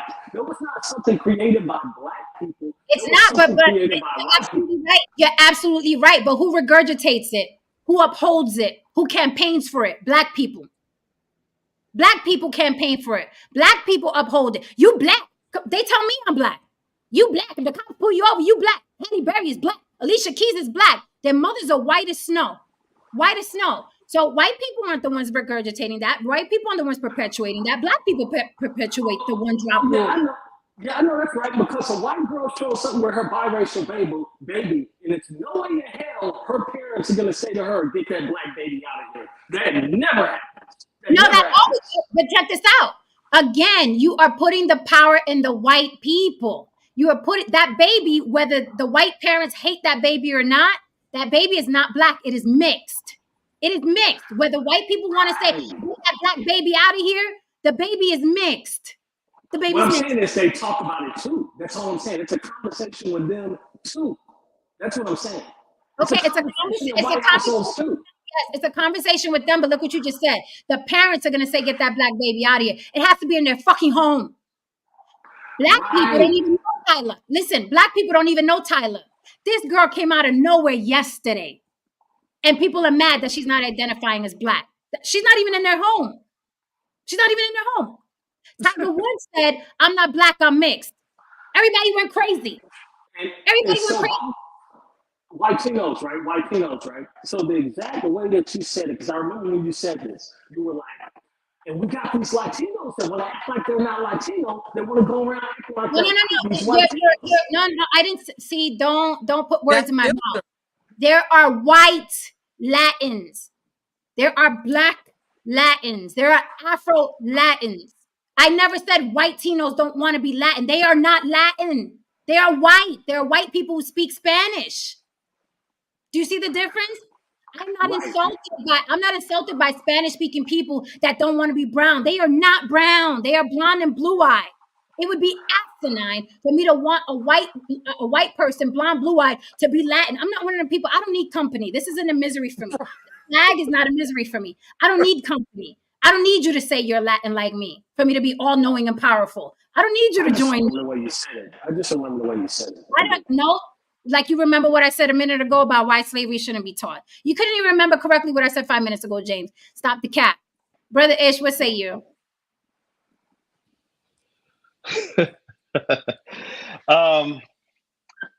Did you bring your vest? Did you bring your vest, sir? My vest? What they shooting? They shooting. I mean, I see Haran over there popping from around the tree. You know, that the Muslims, they gonna remix black slavery. Look, no, come on, brother. We call it as it is. We know that it was Africans that sold black people into slavery. We there's a whole breakdown and message to the black man. Just review the book. Followed the Muslim faith. And they followed the Muslim faith.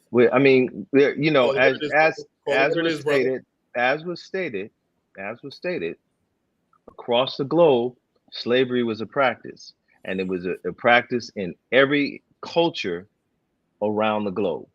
So we're not saying we're not denying that truth. If we're going to have that conversation, we're not denying that truth, and it is expressed and it's taught. Whenever you're going into the origin of enslavement and chattel slavery in America, you're identifying the origin of your current condition and why it is, and making you aware of it. So that's the only distinction, and highlighting that history is how does that affect you now culturally as a people, or how does this affect your past because you came from this trajectory. So that's the dynamic. So I just want to correct the incorrect statement that we misrepresent the truth when it comes to the history of slavery on that dynamic. I don't think no. I don't think you misrepresent it. I think you just don't mention it. You omit the fact that the Muslims had a hand in it, and it's the truth. I mean, we're not denying that. Let's talk about how everybody's hands were involved in the situation. If we're going to get down to brass tacks, brother, that's all I'm saying. No one's denying that. Nobody's denying that. No one in history is denying that. Like if you know the history, that's not a deniable truth. So I mean, I don't understand your point. So really quickly, I want to grab games tonight, Ish? Okay. Huh? We gonna play them games tonight, Ish? You know exactly what I mean. What I'm saying is you're misrepresenting. You're No, brother, I don't misrepresenting understand how you we going with that, represent ourselves, and You- the you- truth you- is you gonna play that tonight? that is taught. That is taught. And if you Okay. deny, it, we gonna dance like that, okay, brother? okay. I mean, happy Thursday. pop to you. open, message to the black man, and we can go through the history. That's all I'm Okay. saying. You Always, think, Ish. I'm always here. You We ain't here. never called me. You We called me a all lot of things, Ish. good. You called We me a all lot of things, Ish. But guess what, Ish? You will never call me a liar. You'll never call me a liar up here. Whether it's lies or nobody can call me a confusion liar or up in this misunderstanding, I mean, I don't know, over for what I don't make up shit. 1930s to now, like over 70 years of teachings, that there hasn't been some aspect of identifying that the practice of slavery was practiced in Islam. It's in the Quran. How you denying that? Okay. So this I mean, comment here goes back to what I was saying. Jay Regal says, why can't we Black Americans accept the fact that not every person of African origin wants to identify as us? Others are proud of their own racial identity.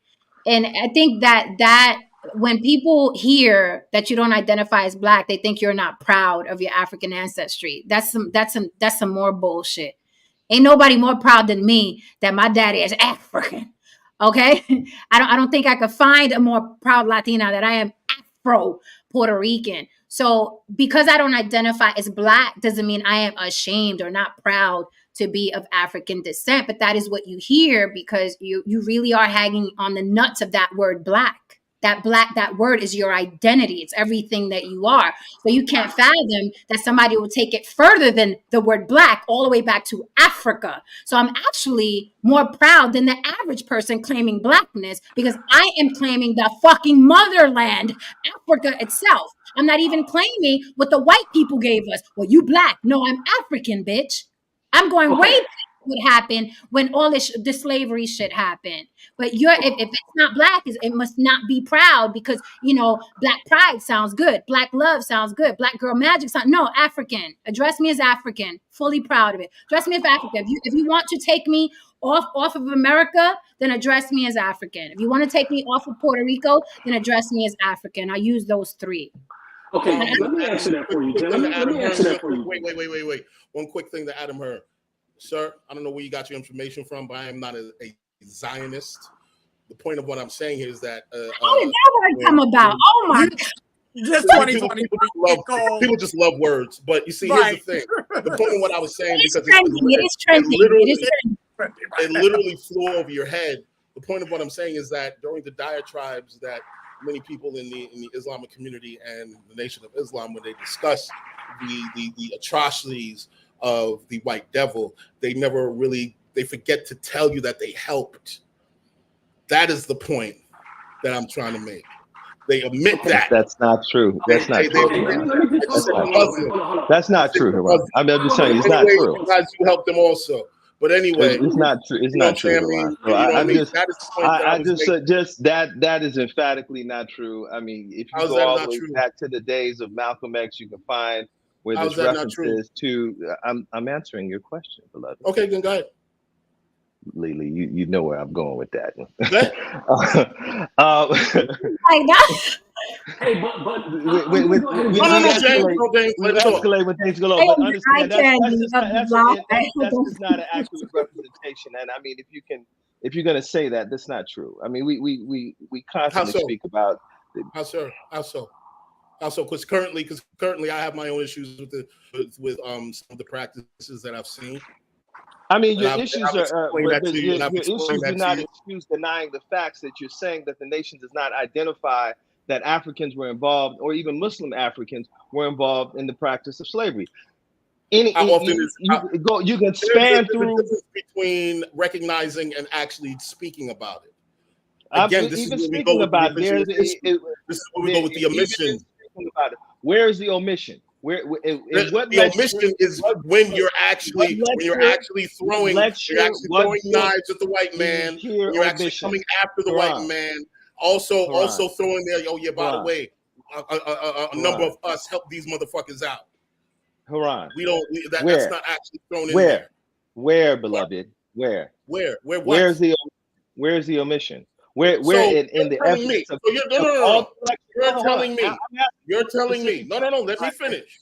Let me finish. You're telling me.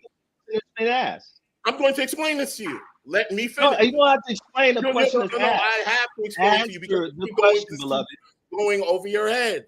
Now let me explain this to you. So you're telling me, yes, you're telling me that through all the diatribes, through all the sermons, through all the messages and the calls and so on and so forth from the nation and even Muslims outside of them, they stand 10 toes down and they mention their involvement in the enslavement of Black people, that they essentially were a prime component in the enslavement of our people.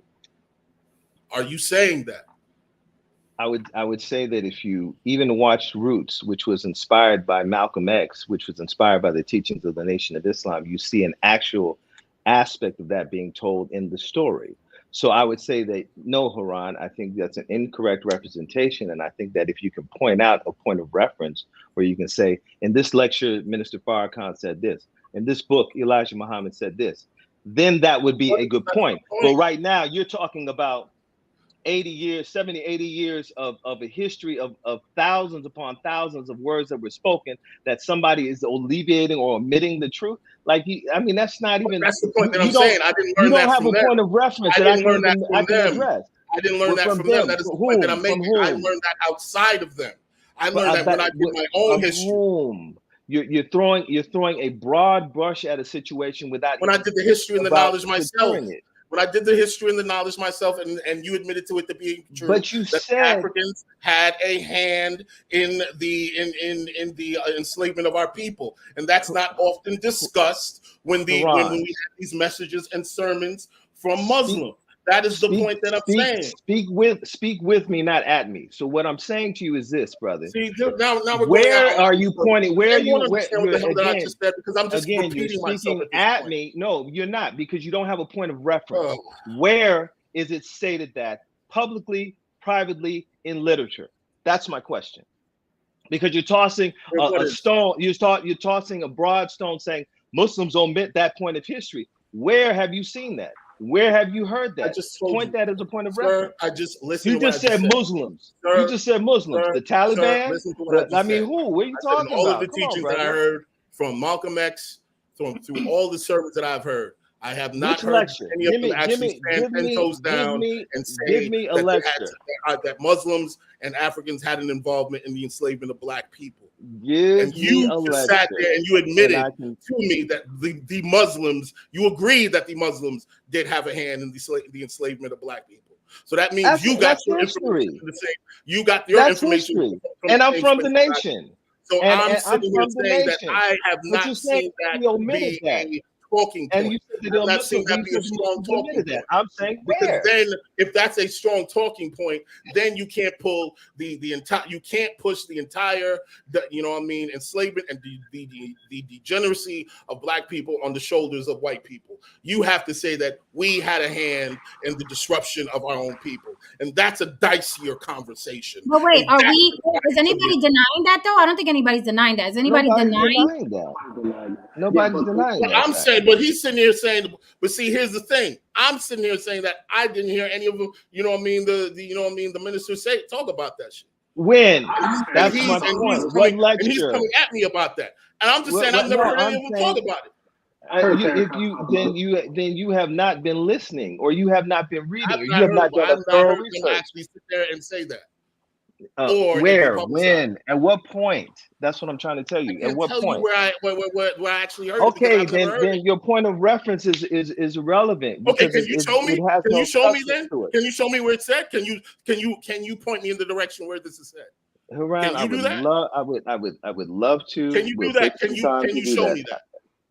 Haran, I could easily in a countable Absolutely. lecture. You know what? Give me the knowledge. Then. Let's start. If I'm No, incorrect, we'll give do me the the knowledge. knowledge. Let's do the knowledge. In the reparations, I'll give you a great reference.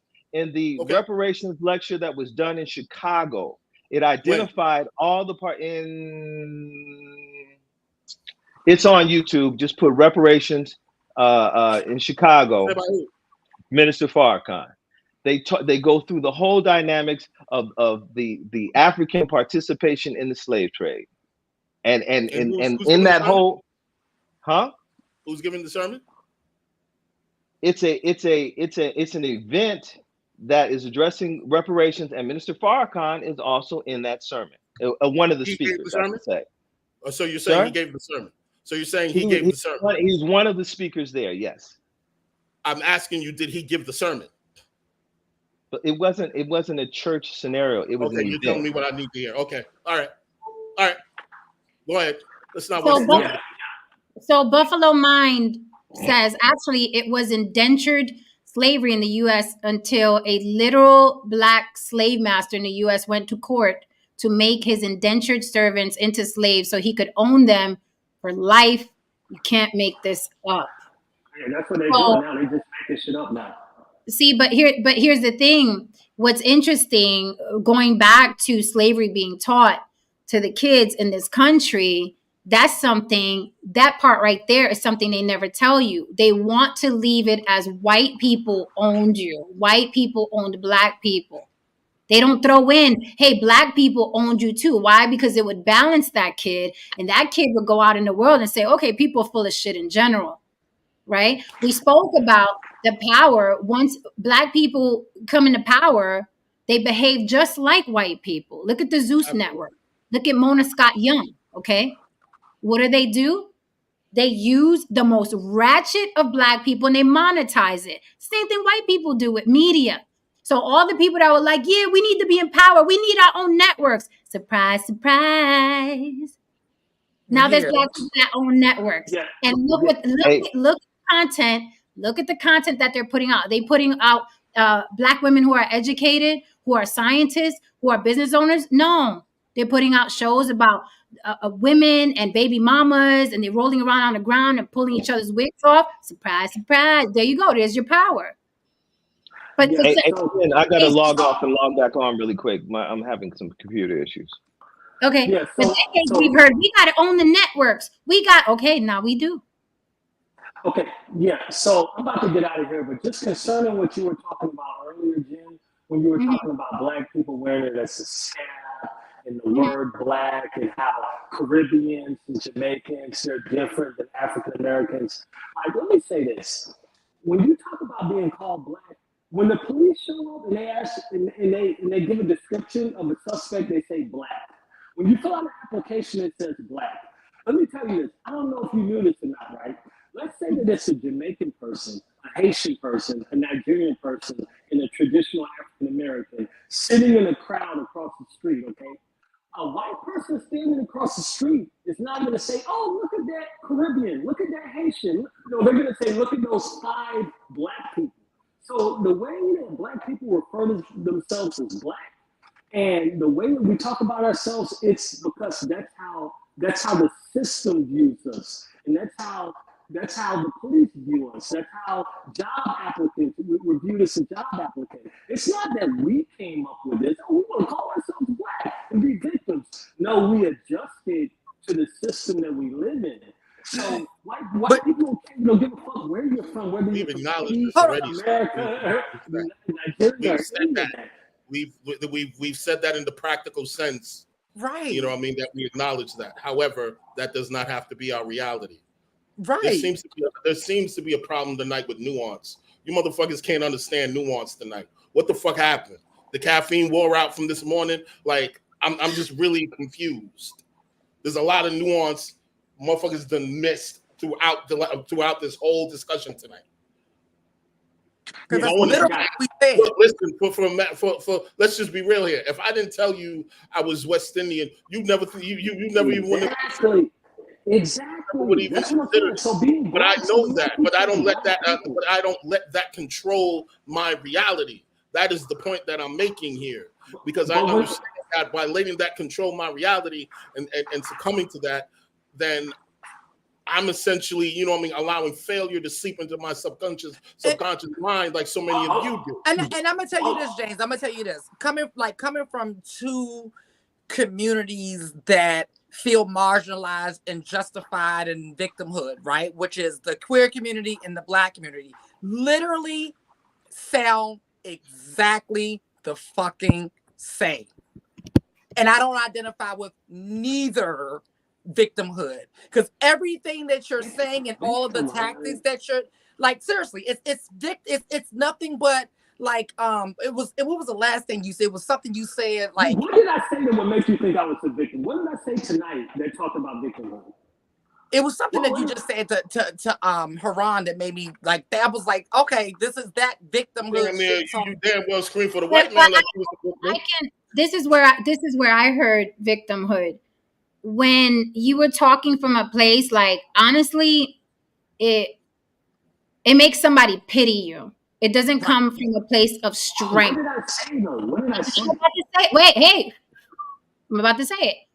It makes somebody pity you, because I'm looking at somebody, I'm like, oh man, I feel bad for him, because you were saying, you know, what if they see me across the street, I'm gonna be Black. If the cops pull me over, I'm gonna be Black. You're speaking from a place of lack. You're speaking from it's a fact. Yes, you asked the question, I'm answering. Why do people ask questions and then don't accept the answer? I don't get it. I'm answering your question. You said, where did I sound like that? I am telling you where you sounded like that. You are succumbing to whatever the white man labels you as. You are succumbing to that. You're not speaking from a place of power. We know that white people are going to look at us and be like, that's a Black person. We know that. But it's going to keep going on and on and on, because Black people, not white people, perpetuate it. They perpetuate. And I remember We how you perpetuated. We also perpetuated. In 2023, y'all are still mad about the N-word. She said the N-word in 2023. James, I remember 2023. She said the N-word. That's boycott. You're going to lose your job. In 2023. Okay? Forget generational wealth. Forget your fucking credit score. Chase you, Karen. You call me the end. In 2023. And Black people are the only ones that do that. and Why okay, are Black people the only ones that do that, James? You explain. now I remember. Before I forget, because you know I have no notes. Okay, so so basically where I was going to go with this, right, is the whole. It gives this whole like, you know what they think of you, right? Right, you Black, you know what they think of you, right? It's like this whole like victim. You know, and I hear the same thing from the queer community. You know what they think of you, right? You go there, they're not gonna like you. You know they're not gonna like you if you go. And I don't accept none of that shit. Fuck them. I don't care about people. Like, I'm not thinking about people I don't know. Like, I don't give a fuck about people I don't know. You know what I'm saying? What if you were at work or wherever, and there was a Black man who kept saying, "You gay? I know you gay. I know you gay. You walk like you gay. You talk like, I know you gay." What would you say? What would your response be? It wouldn't be, but this is a better analogy. What if I was at work and they put on a piece of paper that you have to check gay or not? Like, that's not a good analogy, would you? No, but it's a great analogy. You just don't want to. It's a great analogy. Answer the question. What would you accept that? No. Why wouldn't you accept that? Listen, all I'm saying is this. Trust me. Why wouldn't you accept that? Why because it's not true. Okay, thank you. But you accept that when a white man, wait a minute, but you accept that when a white man puts cuffs on you, you're whatever he says you are. No, Why you bound to what white people think, but a Black person, you'd be ready to beat their ass if they called you gay. It's a great analogy. Whatever the white man says. How come Ish can get out a full statement? I can never get out a full statement. Yeah, you got everybody. You've gotten full statement all night, but I'm not saying they create my reality. All I do is talk about facts, and it's a fact. They're going to be like, black male, 5'11", red shirt. It's not whether or not they think I'm black. I accept what they say. No, that is the words that they use. And all I'm saying is, let's not sit around and scratch our head about why black people use the word black when you look at the context of the country.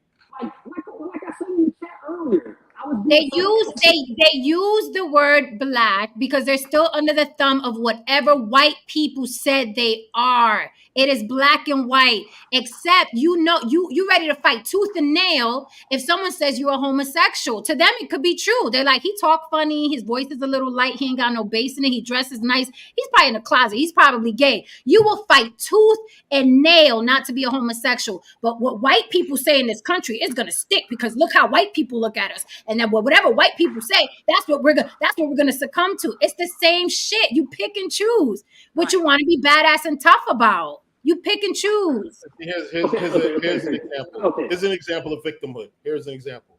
Oh, I saw it. You saw it. I saw it. By Anthony Jones. Black people do not make the rules in America. Yeah. Well, here's the thing. This is another victimhood. Here's the thing. A lot of groups don't make the rules in America, but they still put the pressure on motherfuckers. Hello. You know what I mean? There was a time, like you said, since you like bringing them up, there was a time when the Jews' names were shit in America. And they turned around and they started putting the pressure on people. Asians, they put the pressure on motherfuckers. The gays, they put the pressure on motherfuckers. They did get reparations, right? Isn't that what people talk about? Native Americans, exactly. The Native Americans also put the pressure on motherfuckers and got reparations. And here's the thing: if these groups can sit here and put the pressure on a system where they don't make the rules, what is the excuse for black people? You can't be a victim and make rules. What are you doing to put the pressure on them, Moran? Not being a victim. Because exactly. Not being a victim. Because as soon as Jamaican Americans come over here, I'm Nigerian, right? I hear Nigerian Americans talking about black people. And you know what I tell them? The moment you come over here and have a baby and he walks down the street, he's black, you idiot. It's about the way the system views you. It's not. We talk about black as if it's a different race. James, respectfully, James, your argument is falling apart right now. It's time to leave. It is. You're just throwing shit out there right now. You're just frothing at the mouth right now. Okay, your argument is falling apart. You had some good points previously. Right now, it's time to. I can't even see the goalpost anymore.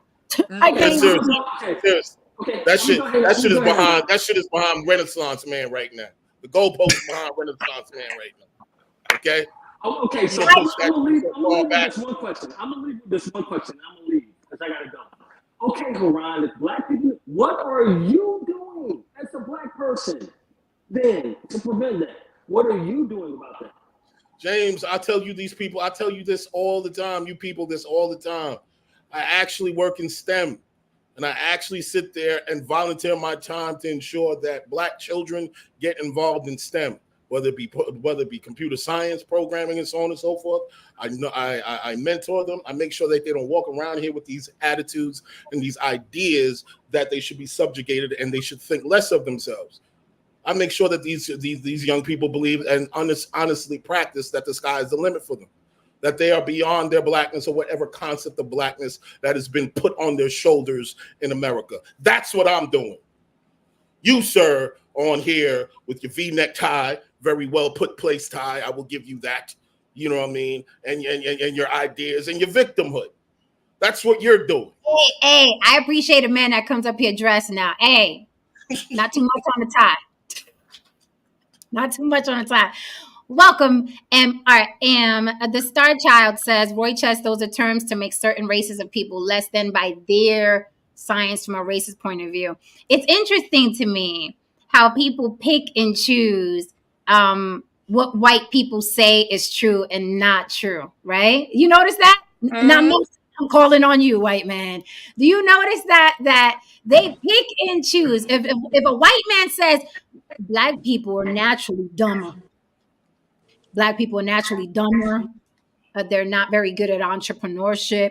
Let's march. Where's my picket sign? God damn it, I'm gonna go out there. Black Lives Matter. God damn it, we are smart. We invented the fucking light bulb, and we fucking invented sneakers and shit. Who the fuck are you? Right? The whole town is tore up. Would you tell a black person, no, you're black scientifically. You're black, and if we arrest you, oh, you're definitely black. You see, I'm black. I'm black because I'm getting arrested. And I'm black scientifically. He told me one drop. He black. So it's like this love-hate relationship with this deity. It's weird. It's weird to me. Hey, I'm gonna pass the mic. Well, these can all be true, and I can still acknowledge the fact that I was once surrounded by a bunch of white cops, and they said that we'll beat your black ass. I will understand and admit that happened to me. You know what I mean? But there are truisms outside of that. Your ass black? Is your ass black? Jen, it is pretty comical. It happens a lot in the conscious community too. They will be, that's the white man's science, and then they will literally reference another white guy saying something that they agree with, and then they'll mention it. And this is a white man saying it. I was like, wait up! You just said you can't believe the white man's science. It's hilarious. It's hilarious playing the Let's welcome, just so we're not here all night, let's welcome MRM, and then Brother Ish, you can get back on it. I just want to make sure we hear from everybody. How are you, sir? Haven't seen you in a minute. I know you've been watching for a minute. So what say you thus far? Oh my gosh. Woof. Woo! Yeah, there's been a lot being said, but it actually can be summed up and it's really easy. If it was never taught from a Southern lens eye view regarding slavery and all that, black folks wouldn't have nothing to complain about. If it was not taught, I mean, because here's the thing, in America, most likely, and I travel all over, the minute you say, what do you know about slavery? People's mind gonna instantly go to white man bad, black man victim. That's instantly, it's nothing else. There's nothing about what you guys talked about earlier about it being over in other countries and it was worldwide. Nobody goes into detail like how Portugal got 40%. America barely got 1% of all the slaves, but they act like we got all of them here. We barely got 1%. Nobody, you know what I'm saying? Nobody goes into that. In South Carolina, 43% of black people own slaves. In Louisiana, 26% of black people own slaves. In Alabama, 25% of black people own slaves. And in Georgia, 20% of black people own slaves. Leave that part right there out. It's purposely taught to them in such a way because they want to keep them in a particular mindset. Let me give you an example also with my children. In my house, my sons were never taught anything about no color. When they play with their friends, if they say, hey, dad, our friends want to know what friends. Our friends down the street. Who? Tommy. What does Tommy look like?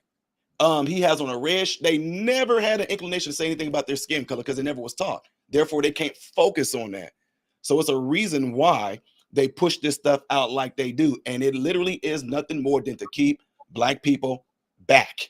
And if you believe in it, you go along with it. That's the reason why you're not moving and you're never going to move. You won't move. It doesn't matter who it is. We got somebody up here in Chicago, Brandon Johnson as a mayor. He's a black man. Now we got utopia going on. He's such a progressive. He let the asylum seekers come in there. They got rid of a lot of our after school programs there to allow them to come in there. So these mothers that were being benefited from these after school programs and the black people, now these mothers, they can't go to the jobs that they had before because now they don't have no one to watch their kids that these after school programs provided it for. Now there's a black man there though that's letting this all happen. Well, you can't talk about no black man. Now we can't be doing any of that now. Now, why are you going hating on the black man? But let there have been a white mayor in Chicago that did this. Racism. See what I'm saying? So yeah, I get that guy that was just on here, even some of the comments that were made on here. A lot of people, honestly, two types of people. You got people that they pimp black folks into victim mentality so they can stay that way because they can hustle them off of that. But you also got people who don't know that they are victims. So that's all they see is the fact that they are a victim. They never seen nothing else. They don't know what it's like to be victorious. That's why if you got people on these panels that show you what victory looks like, come on this side. They don't even want to step over. They scared to. Half of them are scared of the truth because if they step over, guess what? Truth doesn't lie. And truth is going to show you, dang, I had it all wrong. Every last one of my young folks that I mentored that stepped over to this side, they look back and go, God dang, what the heck was I thinking? It's not your fault. You were brought up that way. You were blinded. You were taught to look at slavery one way. You were taught to look at yourself as a black person one particular way. So I understand it. But what's bad is when these black folks become grown up adults, when they have the liberty to go and research this stuff themselves, They don't do it. They still going off what they were taught in grade school. White man bad, black folks victims. And I have an issue also with when Black pride is taught. It's always it's the majority of the time. It just doesn't come from like, look, we are a strong people, beautiful people, and left at that. It's always in spite of white people, we are X, Y, and Z. That's the issue I have with those teachings. It's not just like taking it back to the Caribbean. And you know, we're not at all trying to say, don't get it twisted. We're not all trying to say that it's like, oh, we're the creme de la creme. It's just a matter of teaching. When we are taught our cultures, right? I had a guy come up here, well, easy for you to say that because you got that flag. Well, this flag used to get people arrested and killed. Okay, this is why we wave the flag today. But we're not taught when we're taught our culture. We're not taught in spite of what the white man did to the Tainos. You guys are beautiful and invented X, Y, and Z. We were never taught in spite of. People teach Black pride and they have the Black artifacts and the statues that look, we are beautiful people in spite of what those white people did to us. You're still instilling that you overcame the white people. Not that you're equal to them or better. You're still being instilled with, well, you overcame. We are good in spite of. So MRM, I want to ask you this question. The way you teach your boys very neutral. What if one of your sons comes home and he says, hey, my friend told me that if the cops pull me over, then I'm Black and I'm gonna have to deal with being Black in America. What would you say to one of your sons? Well, right now it's a little too late. My sons are grown men. They're 21 and 19, but we already had that discussion before and all that. Like I said, I never had my sons in the mindset that police are going to look at them a particular way. It's simple. Police pull you over. This is what you do, son. That's it. I didn't do the whole, now look, put your hands on the steering wheel and you sit there and you wait. Come on now. They make it like every last one of these police officers is about to come out here and be like that towards us. I've been pulled over 19 times, me, for speeding. And I've not even got one ticket. Only one time was an officer Black. All the others were white. I have not 19 times. I'm 41, 19 times. And I have not gotten a ticket yet at all. So, but then you know what they do? Well, everybody ain't as, see, it's always some excuse. That's that victim mentality. Well, everybody ain't as lucky as you. Well, that's different. They might have, what kind of car was you driving? They might, come on, man. If you're gonna be, well, I've had cops be assholes to me, and I've had cops be nice to me. Exactly, both. It's the person. The thing is that with it though, like I said, if you don't teach them to look out for something, if you start talking scary stuff right now to make a person paranoid about everything they see when they go out there, they're gonna look for it. You know, it has nothing to do with this shirt I'm wearing, but I'm just using it as an analogy. There was a time a few years ago, people got you to freak out if somebody remotely sneezed. Look what happened with that. Oh, what she sneezing for? What you coughing for? Hey man, look what it did. Sensationalism, propaganda sells, fear sells. And if I can cause you to be fearful, I can control you. If I can cause you to be angry and out of your emotions, I can control you. And what do they do with us? It's always the same exact thing. They show something that's going to piss us off and get us angry. They can control us with it. Or they do something in such a way to where we become fearful. Be fearful of the police because they out to get you. Be fearful of this person because they always be on the lookout when you go into the grocery store because white folk, whatever white person might cut their eye at you, they think you're stealing. This is what they do. So therefore, that's what you look for. A white person just making eye contact with you because you looked at them too. But no, she looked at me kind of funny though. Like how? What? How? Well, she looked at me like I was doing something. How does looking at you like you did something look like?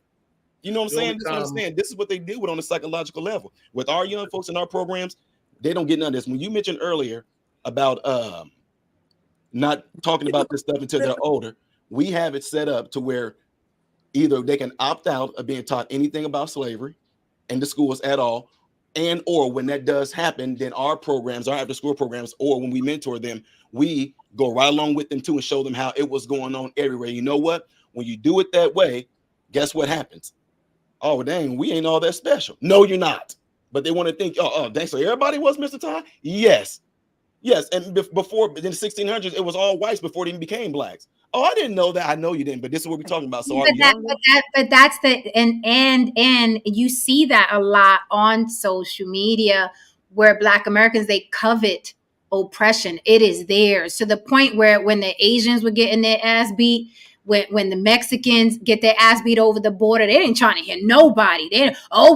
Welcome to being Black. Like they don't want to give their oppression out to. They will not share that oppression. It is theirs. It is my identity. I am Black and disenfranchised in America, and that's that. And nobody can have this. This is my baby. Oh well, it's to that point where they don't even know, no one knows. And when I talk to people about shit that happened to other people of color, it's like it doesn't compute. They don't even know about it.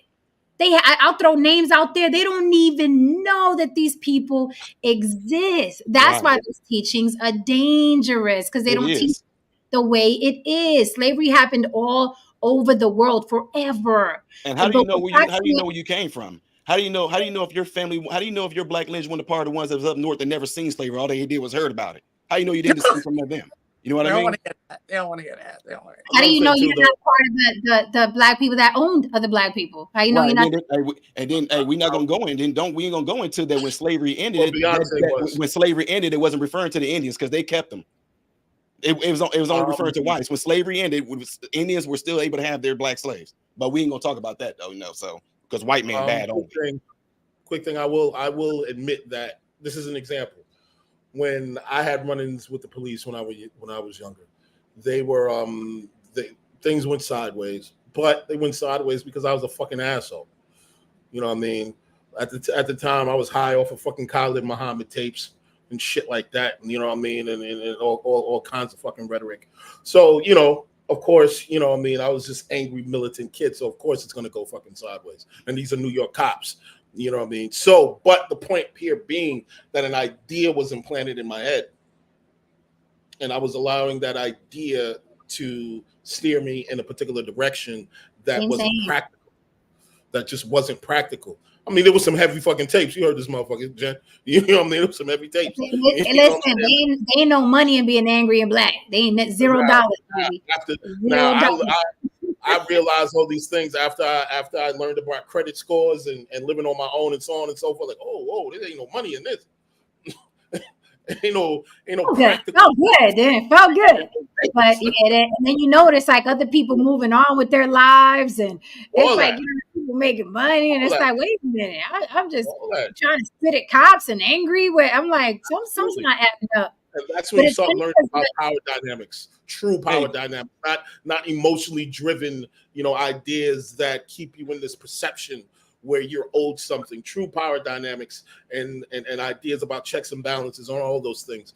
When you're ready to understand those things, the world opens up to you more. And as I said 1,000 times,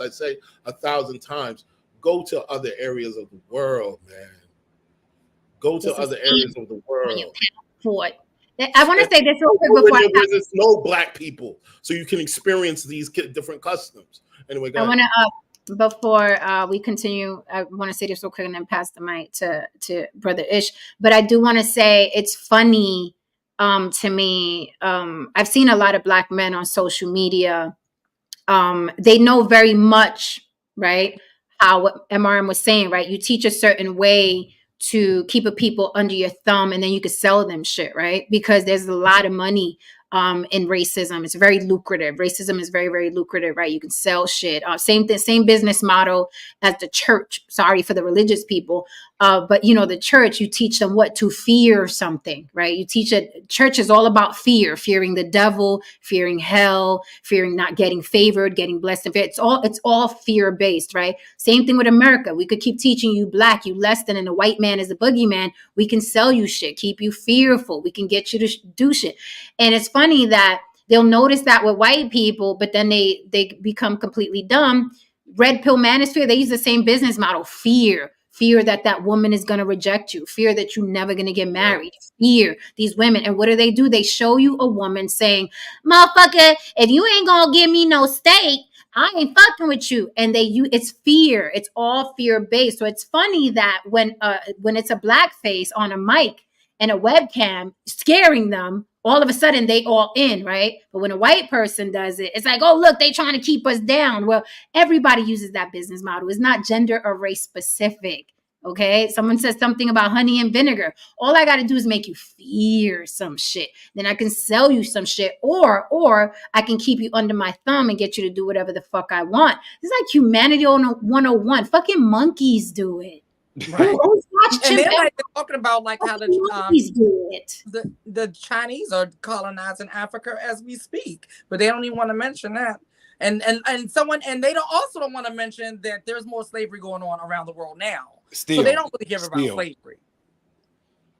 Yeah, Look, so many people are intellectually and emotionally stunted that the example that I gave you about what I was going through, that was the life of a 19, 20-year-old young man. I mean, come on, I was a fucking kid going through those things. I didn't know what life was at the time. I did. I still don't know shit. I'm in my 40s. There's a difference between that young man behaving that way and you behaving and clinging to poisonous ideas when you're in your 40s, when in your 50s.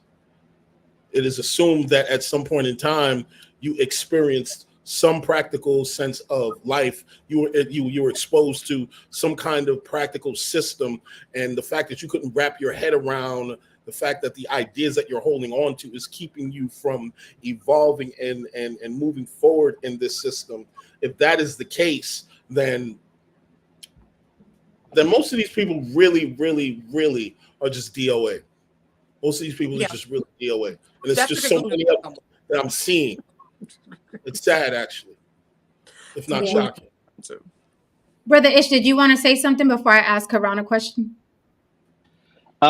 Just, when we talk about, I just wanted to raise a point. When we talk about Black people owning slaves and, you shout out the percentages. I mean, the number is really a small number, and it is part of the culture at that time.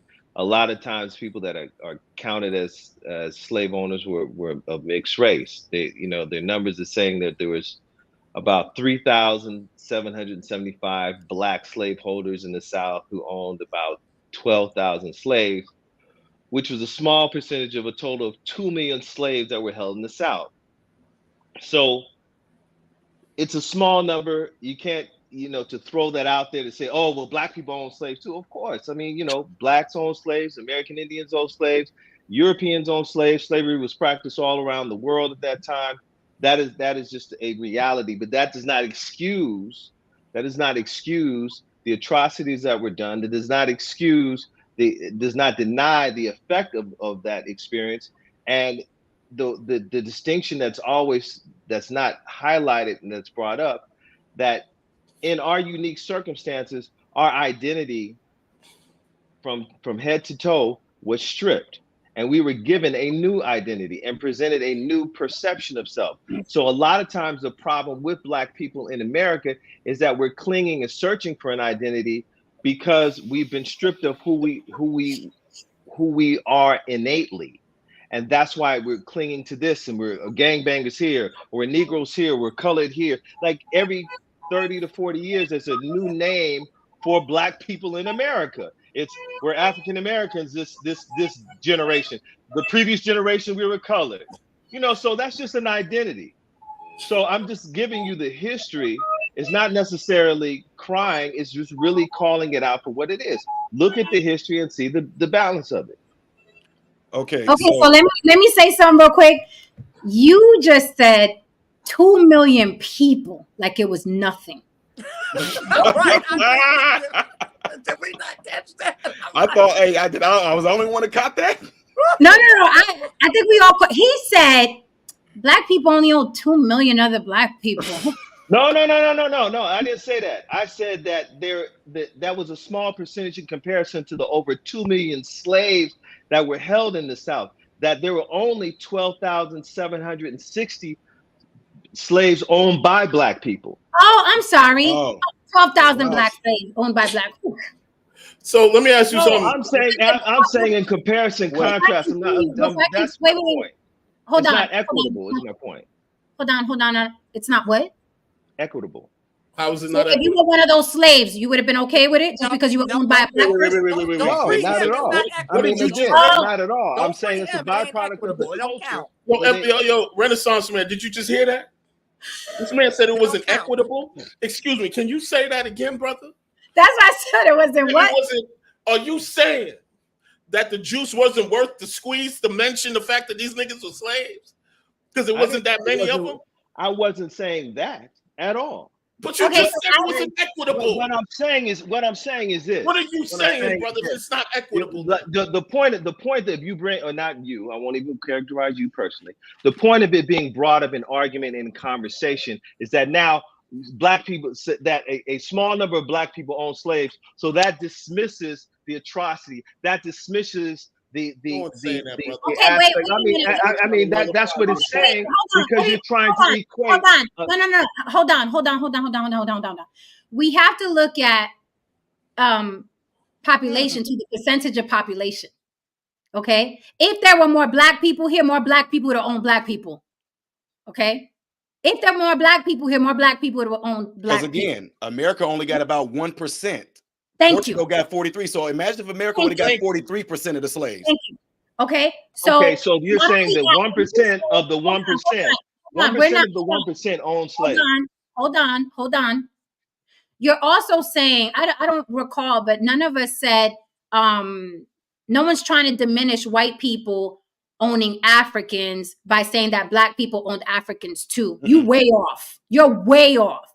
The reason why we say that is to teach that slavery happens with humans, period. So we say it to combat making white people bigger than they are. Mm-hmm. That is why we say it. That is why we say it. We don't say it to excuse white people like, oh, well, see, black people own black people too. So white guys aren't that bad. That's not why we say it. Nice skate. Take the skates off. The second thing, you just said that black people own black people. It was part of the culture. It was at a time where owning black Africans, that's what we did. So if you're going to excuse, using your logic, if you're going to use that excuse, then let white people skate. Why are you still sucking them? Why is the circle jerk going off of white people? Why don't you say it was the fucking culture? We owned bitches back then. Why are you still riding the dick of the white man? If it was just part of the culture, why don't you chalk it up to the game? Charge it to the game. Back then, people owned people. Charge it to the game, move on with your lives, and stop making white people a deity. Answer that. Because in that aspect, it's not just saying charge it to the game. There has been a point in American history or just world history where there's an accountability of a moral line that says that was wrong. We apologize and we repair the damage that was caused. If you identify that dynamic and you say, this is what it is, this is how it has to be dealt with. You people, you're apology. So if hold on. Jen, I didn't interrupt. Jen, I didn't interrupt. Apologize to me. I can't move on. I'm not saying apologies will fix it. I said repair it. So, because I'm gonna start reparations. Repair if your country, if it has been a moral line has been determined that owning slaves is humanly wrong and morally reprehensible, and that you as a country or a group of people benefited from that, and that you are required to, the American government. Let's start there. Let's go to the different European countries. And then who do you want to apologize? I'm not talking about apology. I'm talking about reparations right now, beloved. Who's supposed to pay those out? The government that has made its money. What about the ones that were black people that had slaves too? You gonna go down that far to go after them too? Why not?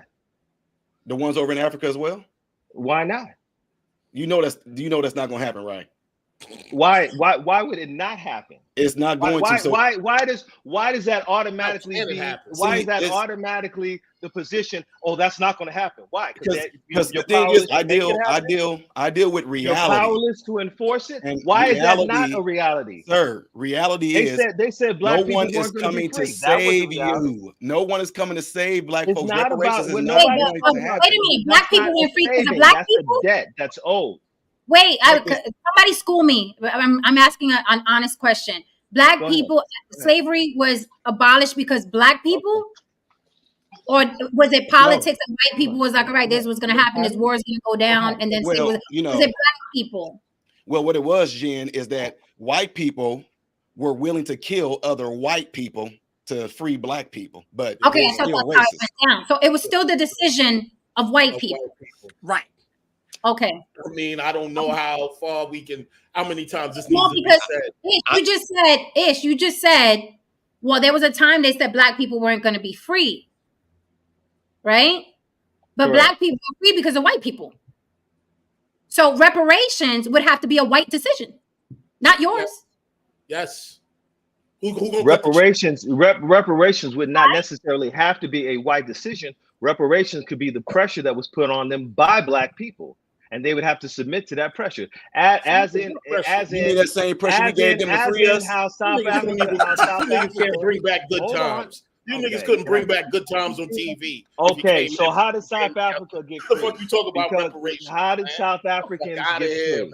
They got free from the pressure that was put around the world by black people and others in relationship to the issue. There's power there. No, so it's if you're not. gonna, if you're right there claiming that there's a unilateral powerlessness when you say white folks ain't gonna do this. Well, then why don't we create a scenario where they will? By doing Who's we? Who's we? Listen. Who's we? There are black people right now that own networks, getting fucking wealthy off the backs of black people. Who's we? What are you and Steve Nasheed? Like, who's we? Who's fighting for these reparations? There are black people out here that are saying, I don't identify as black. I am wealthy. I am American. There's more of those than there's not. And then the people that want the reparations don't have the unity, don't have the political power. Who's we? Who's this we? People are not going to stop because that's going to take time from making a TikTok video. It's going to take time from twerking. It's going to take time from little things. We're too comfortable to go after. That is absolutely true, but dissatisfaction. But I thought we were oppressed though. And there is a group of people that are oppressing us. But then again, through the different actions. Go ahead. The comfort of black people in this country outweighs the dissatisfaction. You do realize that. Let's talk about reality. The comfort of black people in this country outweighs the dissatisfaction.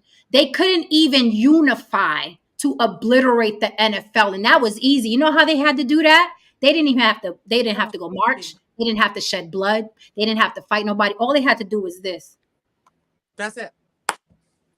But we're absolutely agree. Literally, I'm talking about no effort, no nothing. All they had to do was pick another one of their 500 channels on their cable box. All they had to do was this to fight oppression and systematically. I absolutely agree. That's all they had to do. You think a collection of people, a demographic of people that couldn't even do this for like 5 years. No one was even asking indefinitely. Just this for 5 years and fucking collapse the NFL. Just do this for 5 years. Ish, let me ask you a question. Ish. So you're asking those same people to put pressure on people for reparations? You think those people are going to show up? They couldn't even I don't believe that those people that are totally dialed in and tied in are going to do that, but those that are dissatisfied will, and I believe that they have the power to make the change. This is the generation of free porn and OnlyFans. This is not the motherfuckers you want in the foxhole with you, brother. Okay, this is not. Again, it's not exclusive. There are those that are conscious and that are in that space that are willing to make that change, and I believe that those have the ability to create that opportunity or to function off the space of unity. I will say this, black people. I will say this. What I learned in this country. Black people, it reminds me of a line of the movie The Great Gatsby. Like, black people are the single most hopeful people on planet Earth. Your hope, the hope of, didn't Obama sell a whole campaign with hope on his posters? Like, black people in that word, hope. Y'all are the most hopeful people. Y'all some hopey motherfuckers. I will say that. Y'all about the hopiest motherfuckers I've ever seen in my life. And because absolutely. If you're looking for hope, if you're lacking for hope, go into the let me raise a question. Reparations. Let me raise a question. For the small numbers of Africans, blacks, however you want to denote the name, if they create a situation where reparations is awarded to Black Americans who descend from slaves, would you not take the opportunity to get that money? How would that happen, Ish?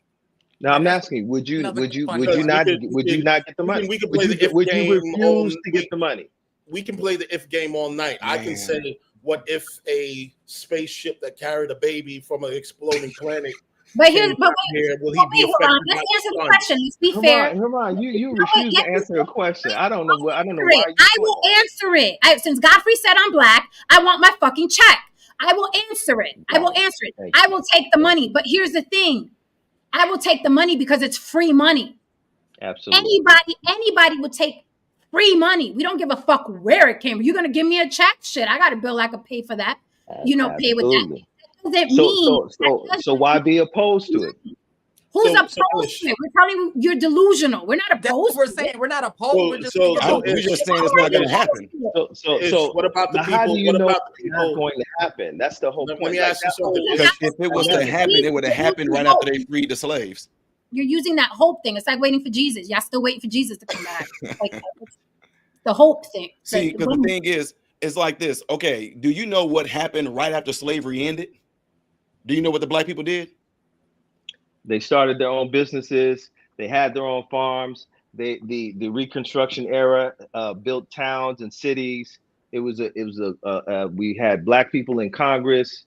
I mean, there's a lot of things that occurred right after slavery. I mean, you talking about increasing 100-folds in being physicians and teachers and pharmacists, 100-folds, right? Absolutely. So they did all that during the time where it was actually legal to be discriminative. It was legal to do all those crazy things that we cry about years way past that. And yet we still here. Although they were able to do it when it was legal to be all that against them, they were able to still do that to a point to where they actually ended up being in a magazine where the white people said that black Americans are the new middle class. We were labeled that, right? During the time where it was legal to be all this against black people. Jim Crow laws, discrimination was legal.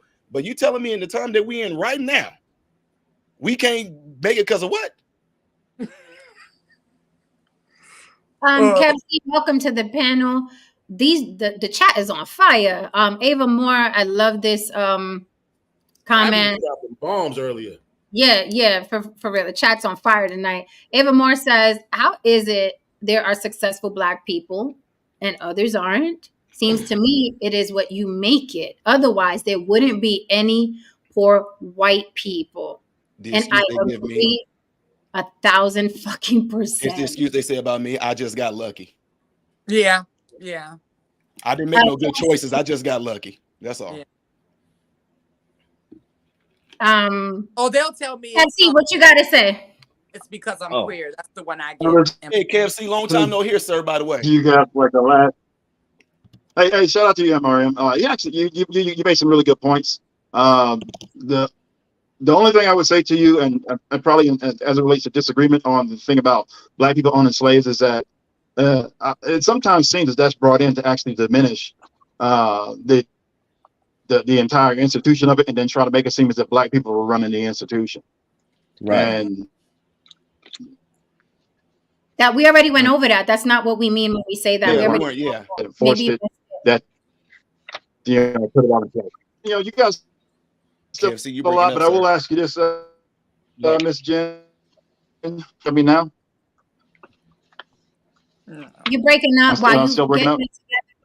Yeah. Thank you for the super chat, boy. Kachina. China will have us all in chains before we figure out who's paying or receiving reparations. God damn. I would agree with MRN is that reparations. Is that reparations probably isn't going to happen? I would agree with them on that, only because of everything you have to go through in order to get it. But average people really shouldn't have to be trying to chase that down. That's what politicians are supposed to be doing. All right, that's what they're for. So this idea that we got to come together and do all of this stuff and run around the Capitol and hold hands and do a bunch of marches and all this other stuff. Everybody else didn't have to do all of that in order to get reparations. So that's probably not going to. That's true, but I would say that that's true that other groups didn't have to do that, but they also had a lot of a different set of circumstances, and it is people who move politicians outside on top of money. So if you put money where it needs to be, you can get a politician to vote the way you need him to vote. And that's where, if we pool our resources and function in a collective manner for what affects us collectively, then we can produce success. That's my perspective. In relationship to what brother was saying about how we were successful during the Reconstruction period, it goes back to my earlier position on earlier shows, that we were separate. And when we lived in a separate scenario, we are able to create our own reality. And that is my perspective, because I'm a Black separatist at the core. No, you're not a Black separatist. Define that for me. Yeah, I think it was the nondescript white gentleman up there in the corner that asked me if I was a separatist the last time. I'm not really necessarily a separatist, but I mean, the whole idea is that if you have same people with the same culture, ideology, heritage, and all other stuff, it makes sense that they would want to be together. Okay. Yeah. I had to mute his mic. What's a separatist? Let me hear this. What's a separatist? Yeah, somebody who actually wants their own, essentially. Can you hear? Yeah. Can he not hear? Yeah, when you want your own community away from pretty much everybody else, you want to, it will be Black run, Black owned, Black directed, Black. Yeah, it will be Black owned, Black run, Black directed, Black independent. We're talking to Ish. Right? Asking him, Kev. I don't think he can hear. I think he's having some technical issues. I don't care.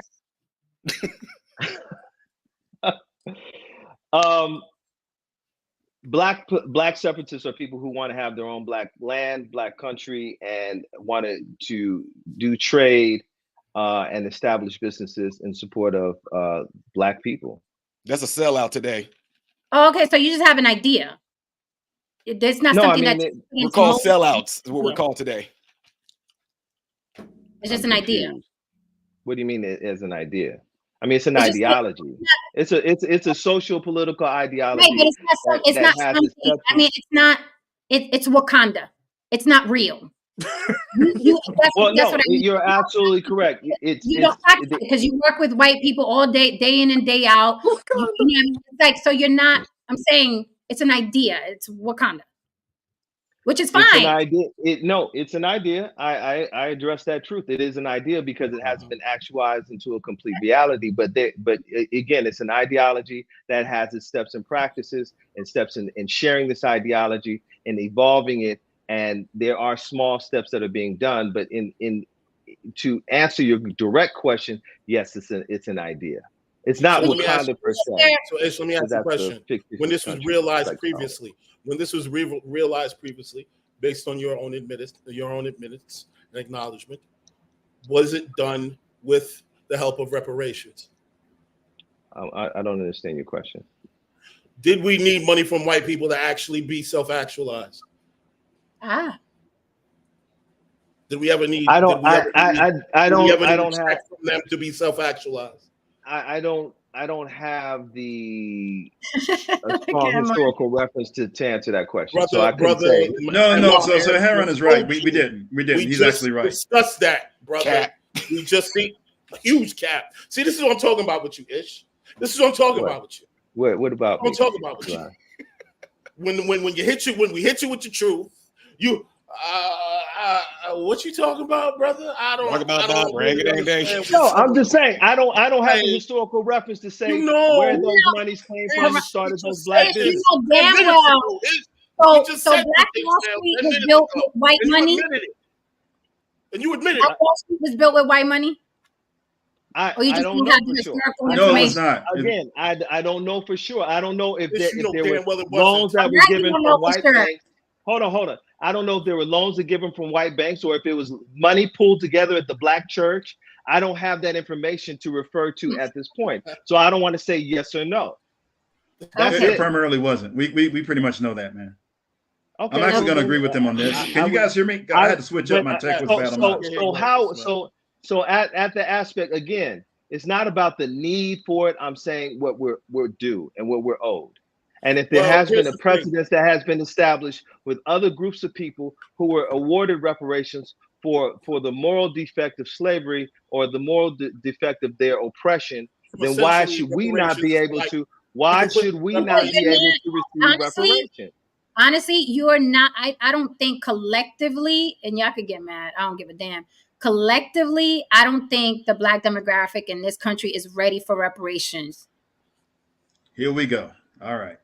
I don't think they're ready for reparations. They're going to squander the money. It's going to be gone within hours, if not days. Okay. Now, will we get some new Black entrepreneurs? Absolutely. Are we going to get a Black Wall Street? Fuck out of here. I mean, come on, Ish. Will we get new entrepreneurs, Black entrepreneurs, stellar, successful entrepreneurs? Abso-fucking-lutely. But if you think that Wakanda is going to happen after reparations, you're smoking. And I don't know what it is. Big crack. Here's the point that I'm making to you, Ish. Expensive crack. Here's the point that I'm making to you, Ish. The coveted and the utopia that Black Wall Street was, that we just clamor to recreate. It was done without the assistance of white money. And we had just said this. This was just said.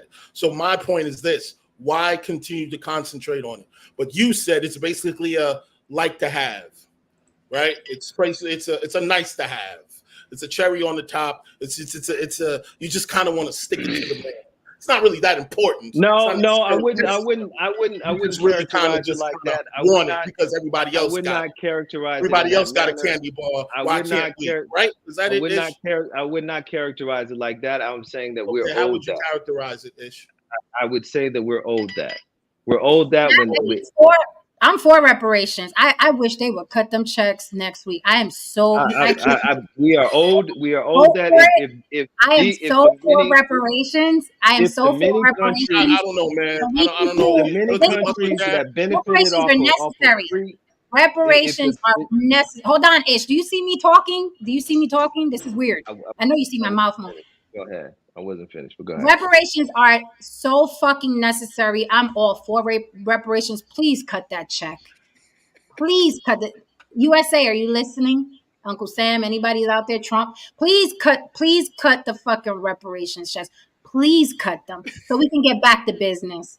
I already know what's going to happen with the check. I already know. But the check need to get cut. Cut the fucking reparations check. Cut it. You motherfuckers couldn't even keep yourself out of jail with the PPP loans.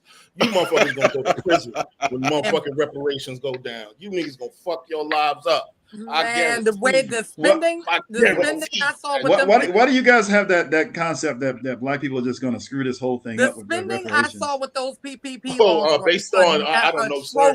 Based on again, we put that it was only Black people based on what PPP loan scams, and there were many white people that were doing it. Wait a minute, that's a great question. That's a great question. Do you why again riding the pink dick? That's a great question that Kev Z said. Yeah, you guys hear me pretty good? I'm sorry, I had to switch up my text. Hold on, let us answer it because I already know how you get down on panels. You ask the question, let us answer it. Go ahead. I just want to make sure you can hear me. Go ahead. Yeah, we can hear you great. Thank you. Okay. So, what makes us think that Black people are going to squander that money in mass? Haran, what makes us think that? Where are we getting that idea from? What statistic? What percentage? Where'd that come from? Where'd that come from? Let's just say, statistically speaking and culturally speaking, we aren't necessarily the most fiscally responsible people. We're consumers. How long does the Black dollar last in the Black community? Let's get down to brass tacks. About 6 hours. Yeah, I know. We all know the stories. Yeah, about 6 hours. Yeah. Then you knew the answer. Yeah, there's some other issues that actually relate to that, though. That relate to that. You guys talked about a lot of things. Explain because you guys mentioned how successful Black people were coming out of enslavement, right? Where they built the cities and towns, did all the right things, and honestly, at that point, all that really should have happened with the United States of America was for Black people to be left the hell alone and let them actually determine their own destiny, build their own cities and towns, do their own thing, and that should have been really what happened. Now we know that's not what happened, right?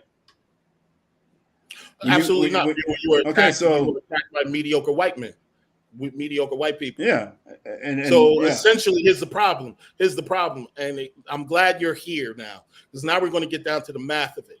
Okay, A successful black person has to contend with the fact that there's still a large swath of unsuccessful white people. And that number will always be bigger than us. So yeah, they will do such things as bomb Oklahoma. They will do such things as attacks in Rosewood and so on and so forth. These are realities. However, we don't need to have these things be our identity. It's just it's not the identity. It's just the history. Like that has nothing to do with identity. That's just literally what happened. Say you stop. I'm basically when I'm discussing identity, I'm basically talking about the core point of what I'm making since I've been on this panel today. Our identity is based too much on what happens to us in society, what not happens to us, what doesn't happen for us in society. Or what but you know, I think we can all agree that none of that should have happened. Basically, 18, you know, we can talk about slavery and that. Brother, they couldn't have killed Cochise. I mean, come on. We can talk about slavery and that shouldn't have happened. But I would say the time to fix everything was post 1865. Leave black people alone. Let them do what they were going to do, and then you know what, and then we'd have what we have today, which is you know, basically the core of those cities and towns that actually were built at their own hands. Hey, check this out. That's literally what should have happened. What if because it didn't happen? What if they decided to do that now? Well, then that would actually be great. No, it would be devastating. If they left black folks alone, that means take away the welfare, take away the disenfranchised, take away all the handouts they give them right now. I don't care about that. So what? Take it all away. Now, that would actually be better. That would be good. Yeah, that would actually be better. And I'll tell you something else too. You are a capable black person. You are a capable black person, so you don't need these things. You don't need these things. You're constantly speaking from the lens of a capable black person. Well, but you're talking as if most black people aren't capable. Majority of black people are not on welfare. They're not even eligible. As if people aren't capable. Brother, most people, period, aren't capable. You're saying okay, so let's do the we got to at least get the percentages right. We know that majority of black people are not on welfare, and because what's the poverty rate? Like 20%, right? It's actually going down. But it's the poverty rate is 20%. That means 80% of black people are not even eligible for welfare. Well, it sounds like we're doing damn good. Thank you. This is like we're doing damn good. What is the conversation? This is why I get confused with these conversations. Are you the worst? Are you at the worst disenfranchised, or are you the best and the quickest rise? Make up your mind. You want reparations, or are you the baddest motherfuckers on the planet? I get confused with these conversations. I would say, if you want to put it that way, yeah, we're probably the baddest motherfuckers on the planet. Okay, yeah, but you need the reparations to finish it off, to put the cherry on top. No, what we need to be left. I would say black people need to be left alone. Okay, to actually do it for their own self-determination. Are you writing to Zeus Network and complaining to him and Mona Scott Young? Making you look. You know what? The reason you're always going to have people. How they're having you look, sir. You know what? There's always going to be people in the group that actually do stuff like that. I don't appreciate Sexy Red, Sukihana, Cardi B, all those people that do all of that nonsense. You don't. But go look in her comments. They have millions of black followers. You don't. Yeah, and you know what? People are going to follow them, and that's unfortunate. Right. But it is what it is. I can't stop that. I'm not even. All right. So then, as a matter of fact, that hurts. That if black women actually cared about their their image, they would actually do more to shut that down. Here we go. I was waiting for that. Brothers weren't really protective of their image. Here's the problem with the black community. Oh, here we go. Somebody with the problems. Go ahead. Let's say that. Everything. Here's the problem with the black community. White men, Jewish people that own everything, and black women. Yeah, pretty much. Yeah. If you want to the problem. Another thing is no. I wouldn't say black. No, I wouldn't say black women. A lot of people. But you said if black women X, Y, and Z. There's a lot of male rappers, black rappers, who talk nothing but filth on those records. Violence, okay, actually. Way before Sexy Red. Sexy Red is new. Sexy Red just got here. Black men have been talking on rap records about killing each other and shoving drugs up their ass, and women are hoes and decades. Sexy Red just got here. She's new. She's just getting her feet wet. So a lot of people talk about Black Wall Street, but in my opinion, and you guys could disagree if you like or correct me, I'll stand to be corrected. A lot of people stress Black Wall Street. But if you look at the times now, I feel like Black Wall Street exists. It's just not contained in one area. But Black people have made strides. There's millionaires and billionaires and business owners and entrepreneurs and CEOs and people, you know what I'm saying? The college graduates. I feel like Black Wall Street exists right now. I feel like that Wakanda is here, except it's not contained, right? In one Yeah, it's area. not contiguous. It's not one contiguous location. I would agree with that. There are Black successful enclaves all over the United States. Middle class and upper class. You're absolutely right. Absolutely. Matter of fact, when I buy my next house, it's going to be one of those Black enclaves. Absolutely. Congratulations. But this is what I'm talking about. If that is true, why are we still having conversations from a place of need? They owe us that money. Who's that money from? You know, look. I get the reparations. I get the reparations discussion. I get the reparations discussion. I actually agree with the MRM that it's probably not going to happen, only because if it was going to happen, it should have happened in 1865 or somewhere in the early 1900s. That way it should have been solved, because now there's all of this nonsense as it relates to it. There's people that have too many questions to try to debunk it. But then the other thing too is that if Black people don't deserve reparations, then I say nobody does. Native Americans shouldn't get it. The Asians shouldn't have got it. Enslavers shouldn't have got it. Nobody should have got it. It already happened. I'm with you on moving forward. No one should get it, but it already happened. It happened with the Native Americans are getting their reparations still to this day, so we can cut that down. We can shut it off, right? In what form? Shut it out. Just stop it. They're getting paid. Just stop it. In what form? Just teach us. In what form are they still getting reparations? In what form? They're getting cash. They're getting the whatever benefits they get as it relates to them being native, being identified as Native Americans, whatever that is. They have the land allotments, all of that other stuff. That's literally the whole point of all of that. So just shut that off too. Limitations with the Native Americans. I would just shut that off because the thing is that if the excuse is that Black people can't get it because we're 150 plus years past it, then nobody should get it. But then what about government assistance? Should that be cut off as well? I would say that probably needs that's probably one of the first things that needs to go. But I just told you that most Black people aren't even because it wouldn't affect the majority Black population, because only 20% people are in poverty. That means just that small group of people are eligible for it, which means they would actually have to work their way out of it. Now you sound like Ish. It was only 50,000 people that were enslaved by Black people. So fuck the Black people that need government assistance. Fuck them. Who cares? It's a small percentage. I got mine. No, because because they'll figure it out. Look, if you have the majority of the population, Miss Jen. Oh, no, sir. They're what? If the majority of the population doesn't need it, then why would we care about it if it's gone? They're what? If the majority of the Black population doesn't need welfare. That's what you said. I said the Black people that are left without government assistance, they're what you said? No. We'll get them squared away. Don't we? We'll make sure they get squared away, because they're we'll figure that out. Black people always figure that out. This is comedy. We'll get them. Why is that funny? Who do you think you are? Whoa! Why is that funny? This is insane. Why is that funny to y'all? How are you going to get them? We'll get them squared away. A minute ago, what you don't want to repeat that you said is they will figure it out. Well, yeah, they will figure it out because they have to. But you know what though? Let's not act as if those people aren't connected. I don't want to keep you on the side to mute the mic and then you can speak. Oh, so we admitted, damn, we came the long way 3 hours later. 3 hours fucking later, but we're here. We finally admitted that Black people are quite capable of figuring it out. We are here. 3 hours. I would say that, yeah. But I would also say that, okay, but stuff like affirmative action, we don't need it. Stuff like the welfare, we don't need that. All these assistance programs, I get rid of all of that mess, because there are people that lean on it. I don't like that, because people because what happens today is you have people who actually use that against Black people, and I don't like that nonsense. I would say get rid of all of it. Let the white man spoke for a minute. Yeah, just to put it in perspective, it would the amount of Black people in poverty is about the size of New York City. It's about 8.2 million people when you take up the population of Black people in the country. So 20% is about 8.2 million. Okay, yeah. So 80% aren't. He said, Are you telling me we can't bring the other 20% up?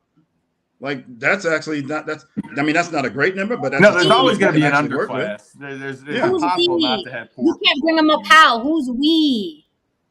How you gonna bring them up? If Black people actually work together, we can make that happen. And by the way, and we don't, and we're not. By the way, and Jen, we're not asking for help from anybody. By the way, because I know you guys like that part. You know, so, by the way, and for the white people, we're not asking for your help either. But what we are demanding, Brother Ish about to fight you, because brother Ish, you hear him? You gonna let him talk like that? I'm all about. So Brush. So Ish, you're the Nation of Islam guy, right? And I'm not trying to. I want to make this. I'm not trying to be disrespectful. Yes.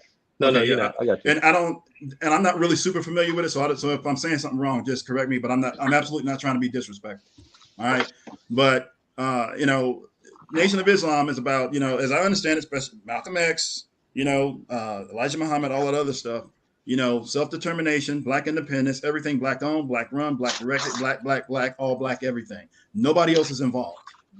Because that way, if we screw it up, then we screw it up. All right. That way we can't blame anybody. If it goes well, then it goes well. If it goes bad, then it's on us. And we can't put anybody else into it. I would actually like to see that happen versus all this other nonsense and all this outside, you know, external this, that, and the third, the welfare, and all this other nonsense and affirmative action. I would actually like to see that. You know what's weird? What? You know what's weird? That honestly, this is I'm not bullshitting right now. You know what's weird? That right now, all of us, all races, creed, religions, genders, all of us right now are literally right now living in a country where we could do what the fuck we want to do. We could get rich if we want. We could stay broke if we want. We could get on welfare if we want. We could get off welfare if we want. We could get educated if we want. We could not be educated if we want. We could have a gang of kids from different individuals, or we could be married and live fruitful lives. Like it's weird that these reparations are supposed to come and change something that we have the freedom to change right the fuck now. That's what's really weird. That people talk about reparations like black people are in bondage and the reparations is freedom, but we're already free to do whatever the fuck we want with 24 hours a day, just like anybody else. And black people keep proving it over and over and over again with their success, with their entrepreneurship, with how educated they are, especially black women. So it's just weird to me that people talk about reparations like that's the answer to get those 8 million people out of poverty. And we are literally free to make the choice right now, here on today. And they're not doing it. But you think that reparations is going to change all of that. No, motherfuckers are still going to buy Jordans. They're still going to run to Fendi, Gucci, Prada. Okay. And then motherfuckers who would be entrepreneurs anyway, with or without reparations, are going to do that anyway. They're going to do that anyway, like they're doing every single day. So this reparations conversations is quite strange to me, because I'm like, why are you speaking like black people are in bondage? They literally have the freedom to make any decision they want with the redlining right now. Was that directed to Ish or to me? To both of you, because absolutely. Let me say this. I absolutely agree. You two that want the reparations. I want the reparations because I know what's going to happen with the reparations, and I like being right. But I'm speaking to both of you. You and Ish. And George and I are coming. Go ahead, Ish, and I'll answer after you. I absolutely agree that we have the power, but we don't have the collective determination nor the collective sense of identity. So that's in agreement to what you all are saying.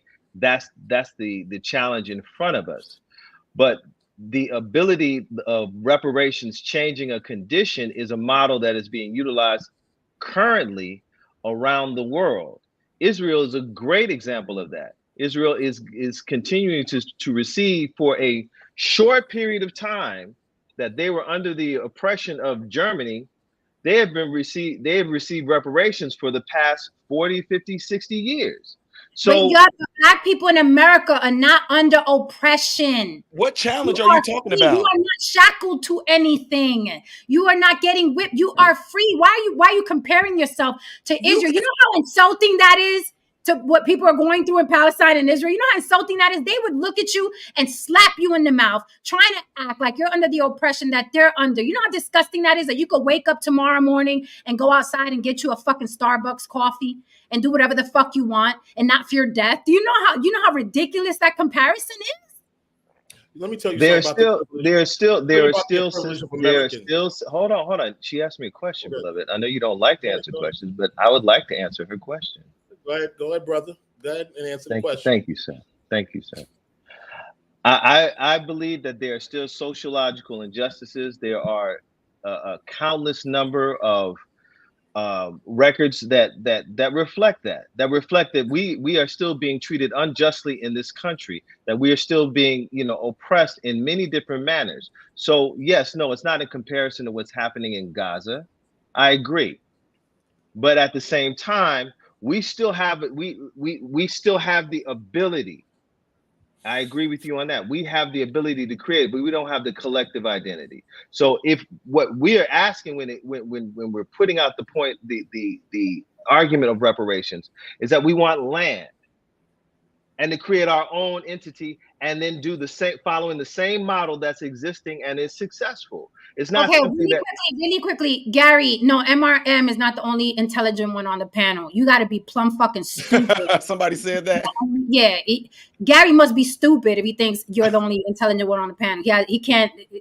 No discernment, obviously. Back to what you said, Ish. You literally did compare. It's weird that people do a thing and then deny doing a thing. You did compare the oppression of Black Americans to Gaza and all of that. That's exactly what you did. Black Americans in this country are not oppressed. You have to take that out of your vocabulary. You are not oppressed. You're not oppressed here. Literally have, like I said, 24 hours to do whatever the fuck you want to do. When you say like you, but it's two different things. And right. What? When you say collectively, collectively, we're not blah, blah, blah. What are you talking about? There are Black men on the panel that are fucking rocking America. There are Black friends that we have that are fucking rocking America. There are black men we know that are fucking millionaires and billionaires rocking in America. What are you talking? What is this collective that you're talking about? Some people are go-getters and some people are not. And that's not race specific. Right, that's it. Well, again, you like it's an affliction on Black people. That's not race specific. They're white meth heads, trailer park trash. There's the fucking ghettos. I mean, of course, there is a diversity in all aspects of life. But what I'm saying is that there are groups that work collectively to support the collective whole.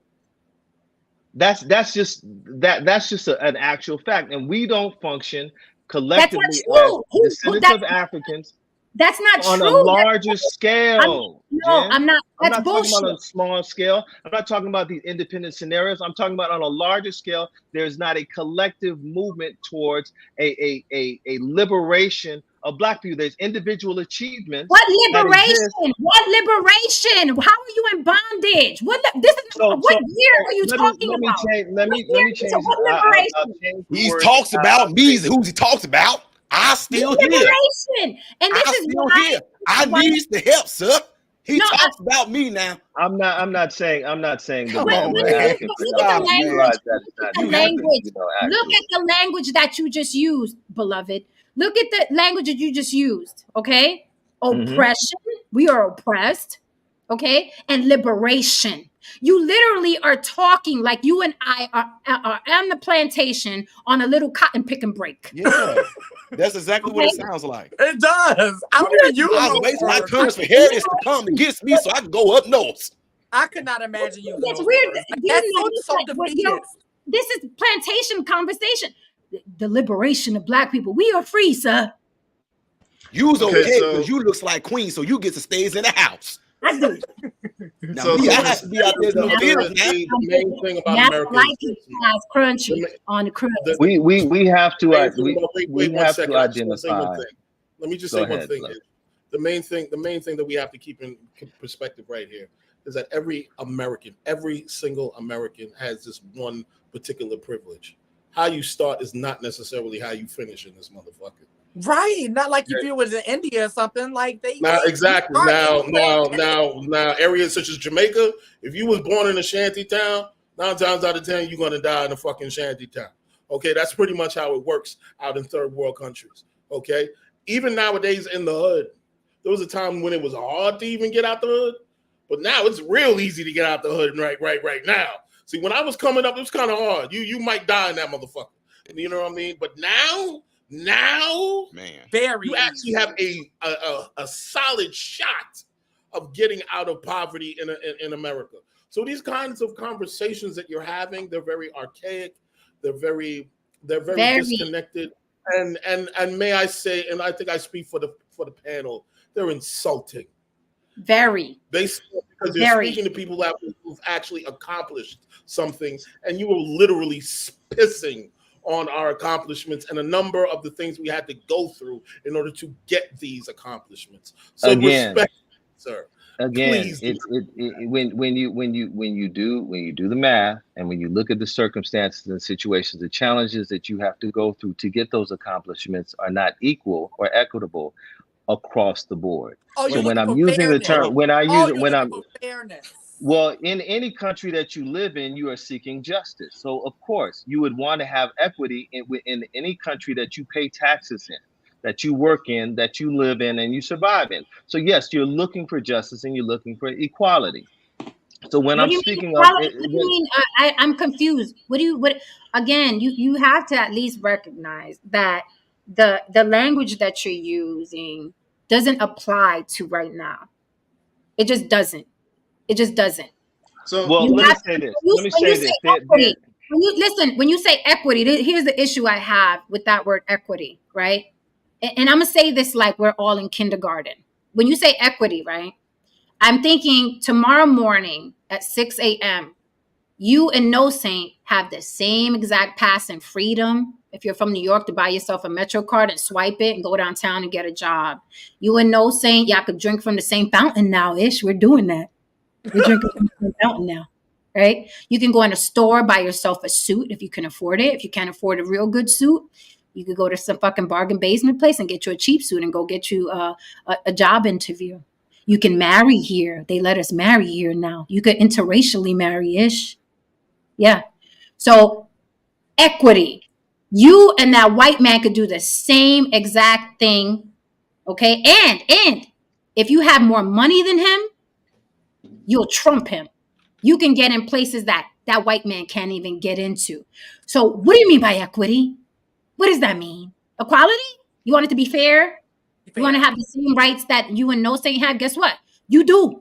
Welcome to 2023. However, if you're in a better position than No Saint, he can't even fucking get into the clubs that you could get into. Ain't that shit crazy? You think No Saint could roll up to the Jay-Z brunch without wearing a butler uniform? So Ms. Jen, are you saying that everybody's treated the same in the United States of America? Everybody's treated the same? No, everybody's treated the same anywhere. Where are you going? Where do you all live? Well, so why shouldn't that be the case though? Because that's the kind of how it's kind of how you're talking. So then if you're saying that, then you're acknowledging that there are injustices that exist in this country when it comes towards Black people. No, for everybody. Not for everybody. And when you talk about the excessive mandatory minimum sentencing, when it comes to Black people and the inordinate number of Black people that are incarcerated for the same crimes as somebody like No Saint, then that is a problem. This is the part I love about this. Look, whenever we had to do something like this going through schooling, there were people that had the same type of crime. One was Black, one was white, right? They both supposedly went to jail and was being arrested, being incarcerated for sexually assault. You know, can't say the R word, for sexual assault. So why did the Black person get more years than the white person? Well, after they sat there and examined them, the white, the Black guy that did the sexual assault, he not only knocked out her teeth and blinded her eye and broke her arm and then prevented her from being pregnant. Okay, the white guy that did the same exact thing, he just held her down against her will, did his thing, and left. Well, then that's exactly what people would say. This one's saying we don't get the details on this. All we get, this Black dude sexually assaulted somebody, he got 50 years. Well, a white dude sexually assaulted somebody, they only gave him 10. You got to know the details of what happened within that, the reason why they threw them years on it. But we don't do that. We're not trained to do that. They don't tell us to do that. All we know, Black dude got more years, white dude didn't, racism. And then answer me this, how was I able to get through school and everything and going through med school and everything like that? And now the position I'm in right now, I'm directing over folks and every last one of them are white. But what kept me from getting there? I like to know, what about when I was going through this medical portion of school, I was the only Black person in the class. Guess what people from the hood said? Oh yeah, see, that's because of racism. No, I went to my professors and I asked them, hey, because I was still kind of learning. Hey, how come there's like, let's look around, I'm like the ink spot on a big old white piece of paper. What's going on? They said, well, not many Black people, if at all, even apply to this position. They don't apply for physical therapy. They don't apply for jobs like this. They just don't, Ty. But if I was to believe the same rhetoric, and I'm not the same rhetoric that comes out of the hood a lot, Only reason why is because of racism. That's the reason why you only want in there. They don't want no black people in those programs. And the professor's like, you can go through the application. You go through all 200 of them and see that you were the only one this year that applied. I will tell you something that it also applies to what he just said. There's this narrative that blacks are kept out of STEM, and that is not necessarily the truth. Quite often, black people don't push their children into STEM programs, and a lot of times, when black and brown people go into STEM programs, whether it be in college, we'll use university as an example, they drop out. They drop out because the perception is that they themselves believe that they're not smarter than their white counterparts or their Asian counterparts or their Indian counterparts. See, this is another element of where they got that idea. This is why this is dangerous. This thinking is dangerous. The thinking is dangerous because you have grown black people walking around in corporate America right now who won't admit to you that they have imposter syndrome. Because deep down inside, they're questioning if, as a black person, they are allowed to be prosperous. They are allowed to live a life of opulence. They are allowed to break free of the chains and the ideas of black degeneracy. This is why this thinking and these ideas are so fucking dangerous, because it's destroying the potential of people who are actually gifted, but they tell themselves they'll never be good enough. I don't see where this. So I can move on in the comments. Thank you for the super chat, Fahim Jackson. Fahim Jackson says, of America's over $20 trillion economy, we're about 2 to 2.5 trillion. We have the money to self-actualize. That means our spending power is above most superpowers. Absolutely. We can fund our own futures today. Let me repeat the last sentence. We can fund our own futures today. Absolutely. I agree. Okay, so this is where I agree with Black, MRM, and then that goes back into Black unity and the Black consciousness collective of saying this is what we want to do as a community, as a different outposts or collectives of different communities. Let's pool our resources, create a Black economy, a Black financial institutions to build out the Black community without the depending upon any other groups. Of course, I mean, we have 30 Black billionaires. We have 30 Black billionaires worldwide. There's 2,000. And what are they doing for blacks? That's their money. They don't use any of their money to help billionaires. There are 2,500 billionaires worldwide. 30 of them are Black. Okay. So with that being said, we have the ability. Yes, I agree, but it's also a united collective consciousness of saying this is what we want to do. We want to see Black communities, Black schools, empowered Black education, and a Black understanding. Again, that is that's an aspect of what we should be doing and could be doing versus trying to just fall into. I think the biggest problem that we have historically is integration. We don't want that. If we wanted that, we would be doing it. I'm just keeping it real. We don't. We with our mouths we say that. Yeah, we need to be, but we really don't want that. That's the reason why I say when it comes to like even dealing with young people, I deal in reality. I don't deal with the whole we was kings and we created and what we doing now is what I want to know. What we want to do now and where do you want to go? Wherever it is, let's get on track and let me put you on the trajectory to get there. Otherwise, I'm not going to go back on this. Man, see, if we was able to, if you know it's not going to happen, so not going to happen because what it does, it keeps you stagnant. There's no growth there at all. The same guys that when I was a preteen growing up in the hood in Chicago and in Decatur, the same guys that I was around that was talking that same talk.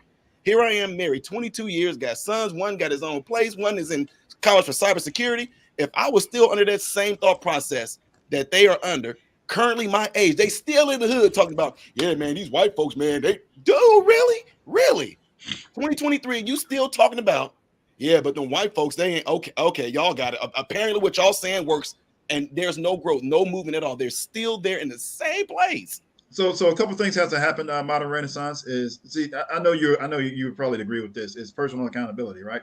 From the bottom, at least from the bottom, working up. That's going to have to happen at the individual level. Then it becomes collective, and then it flows out from there. Because you would agree with that, right? Successful in medicine and everything like that. Guess what? We all are surrounded with each other. But ask us if we trying to spend our time with the ones down there still talking like, see, but if we could, if we no, we ain't talking about what we could. You either gonna get up there and do it or get out. That's the point I was about to make. Thank you for going there, because and you said we don't want it.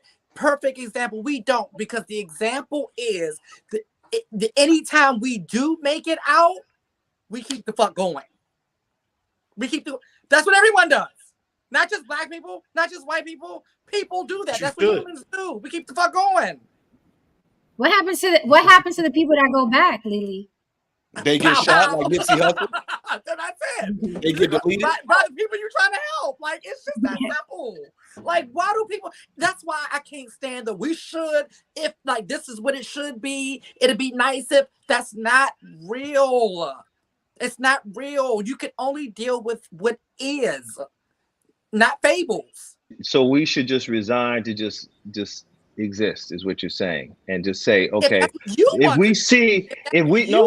listen, but I mean what you're just saying, but I'm saying if we see collectively there is a problem in the educational system, if we see there's collectively a problem in a variety of black communities, should we not stand and take a collective position of making a change with that? For those who are intelligent enough, who are empowered enough, who have the skill sets, should not we turn back into our communities that we come from to aid those or develop those communities so that they reflect the intelligence that those that are successful possess? You're putting the cart before the horse.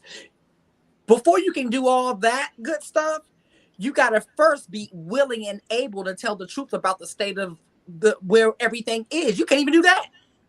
What are you talking about? I don't understand. You like every time we say what is, you're like, well, no, should and if, but maybe. You can't even sit in. But it was just presented that there's $23 trillion that are in some sort of black economy that could be utilized. So I'm saying, why not utilize it in that manner if that does exist? I'm following the chain of the conversation when it comes to that point. If there's $23 trillion or whatever the number was that exists with black economics, then why can we not now turn that energy collectively? If that was proposed in the conversation, it was proposed in the conversation. That's what we can do. They want to do and don't do what they don't want to do. Thank you. Wait, Lily, that's what I was about to ask. Ish, have you ever been in a bad relationship? Yes. Have you ever been in 2 bad relationships? Yes. Have you ever been in 3 bad relationships? Yes. Were you ever able to get that other person sitting across from you to do what you wanted them to do?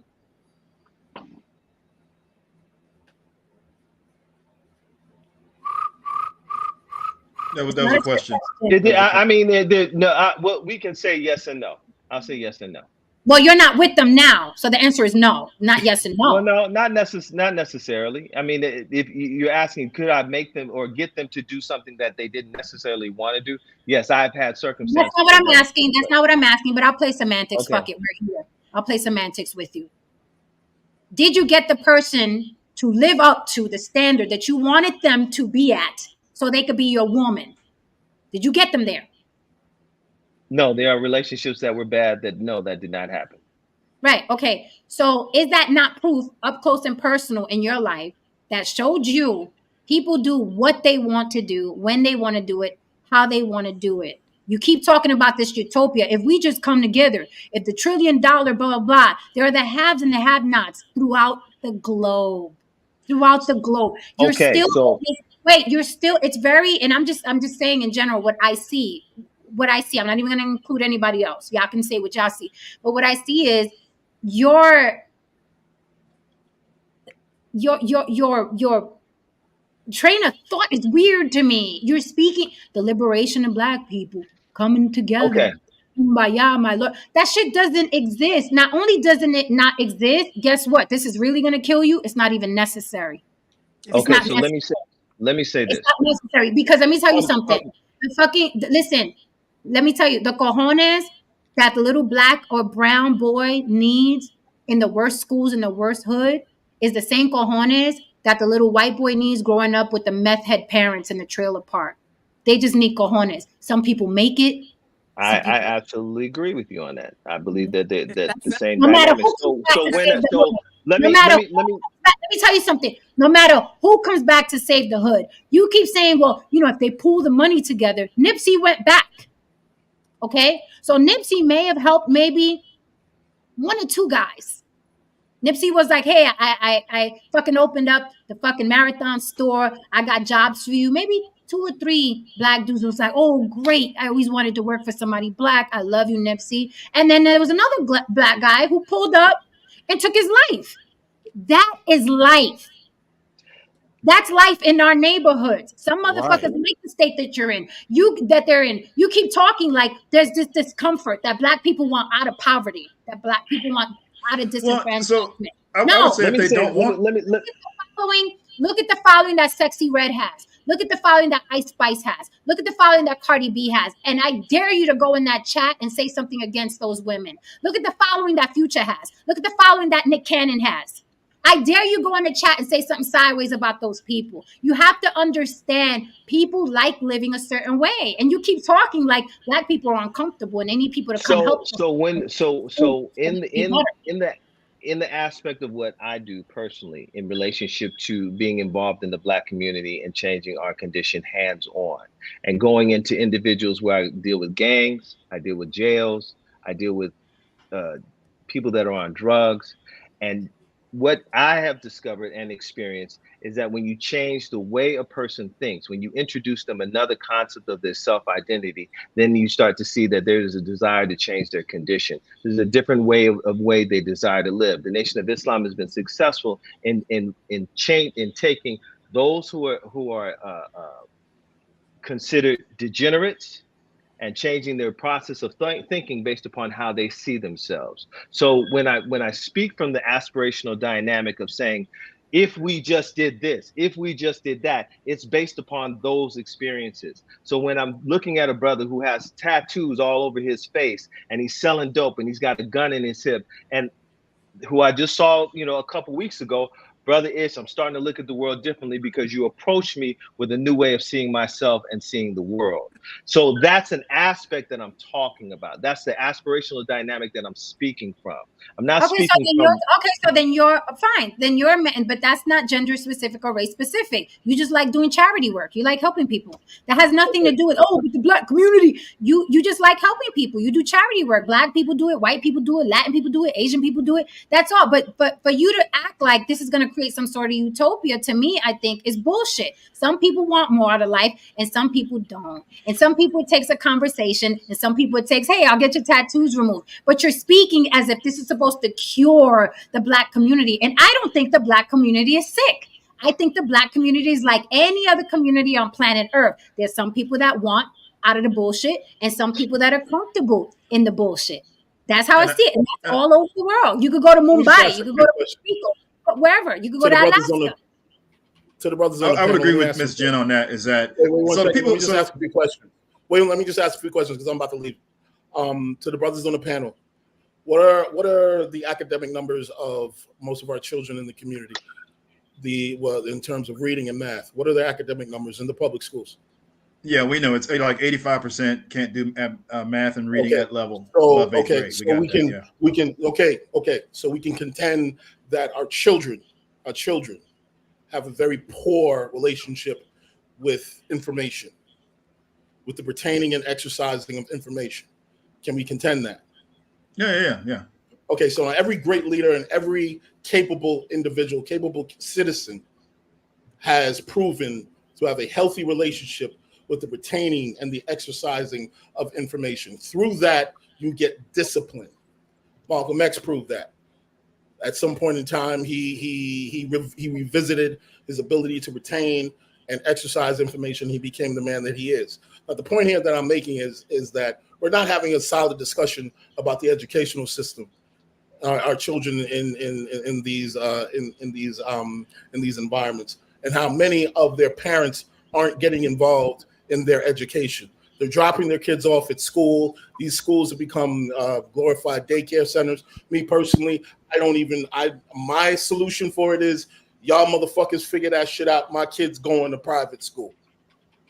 because I'm going to put myself in the position to ensure my kid goes to a private school, because there are certain premiums that can be taken advantage of. And when you're in those kinds of environments, that 9 times out of 10, they don't necessarily have to deal with a lot of that bullshit, because these are institutions that are protective of their brand.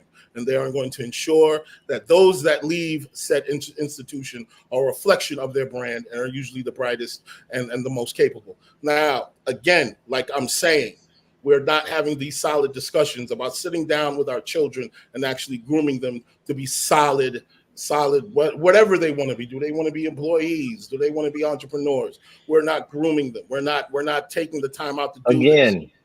You're talking about collective determination again, and that's all. I'm talking about collective determination. I mean, you just said we. Who's the we? We can individually do that. We can. This is your kid. You can look. Listen, I didn't succumb to the idea of collective anything. I said you just said we need to teach our children, and I'm taking my kid to this particular situation. You just spoke in a we. You said we need to teach our children. We need to do this. We need. Who is the we then? It's a I would just say the parents, look, determination. The parents are going to have to do that. What you're saying, I would say the parents are going to have to do that, because that's where that stuff is going to start. So that this is the personal level of accountability that I'm always talking about, right? So that's where that's going to start. You guys said a lot, and then actually, Ms. Jen actually said something that I agreed with, but we kind of got past it. And if I remember it again, I'll try to go back to it, because I don't agree with it too often. So I wanted to kind of make that exactly. Whoa, hey, remember that? Yeah, you did say something I agreed with, and but I would say this, Mr. Ish, with the stuff that you're saying and what you're doing is commendable. But the people who come to you, they're willing, right? That's the key thing. No, let me say this. No, hold on. Let me start here. Okay. I'll give you a prime example. I've come into a group of young gang members in South Central LA. Assalamu alaikum, how you doing, brothers? And offering the paper, and that kind of situation, and talk about changing our community. One of them cats will be like, "Fuck Farrakhan." Okay, my response is, he doesn't feel that way about you, brother. We have a conversation, we interact, we dialogue. I come back again. I come back again. I come back again. I come back again. That same brother that said that to me was resistant at that point, saw my commitment, saw what I was sharing with him was something that he wanted to come out of a lifestyle that he was living, is now in the mosque, is now in the nation, and is now. Wait, he what? Wait. He what? He's now in the mosque. No, you said he wanted. That sounds like willing to me. There you go. That's literally the point I was he just didn't trying to get start to. off, but what I'm saying, he didn't start off willing. But he wanted, at some point he became a willing participant in the major change in his life. And this is I got it now. This is what I agree with Ms. Jen about. This is what I agree with her about. There are some people who actually want to stay in the life that they're in. Period. Yep. No matter, you could go back 100 times, 200 times, 2,000 times, and they're going to still be in that life. They have to be willing to make that change. That's what I wanted to say, Ms. Jen. That's where I agree with you. Right? It is just that simple. I don't know why we keep splitting hairs on that. Sometimes the willingness. But there are men that you've gone up to and kept saying "fuck Farrakhan" and get off the block, right?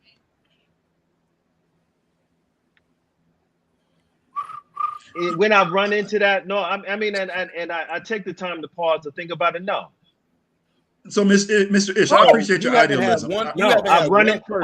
I know when I say that seriously, over my years of being, my 34 years of being in the nation, anybody that I have taken the time to go back and forth with, I have seen a change in their situation. But that's because they wanted to change. Every last one of them. That's all it was. No, it was something that happened. And now you help facilitate that, and that's great. But what I'm telling you is that there's something that happened.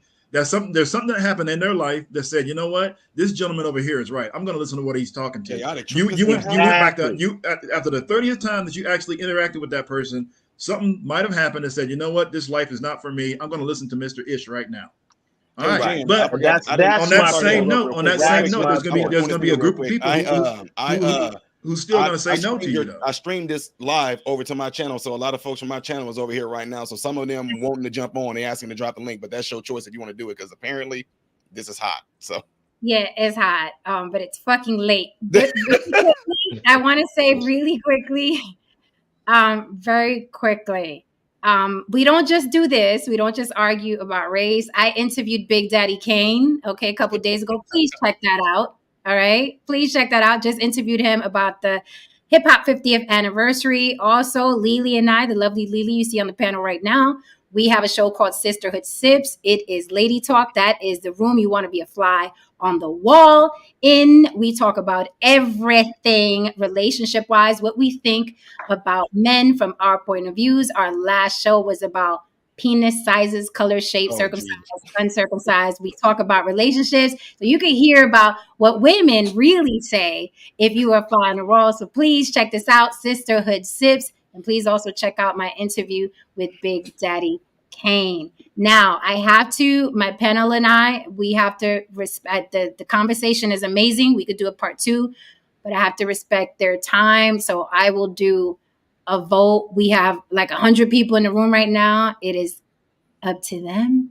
And it is up to you. I can keep going, but I'm on West Coast time.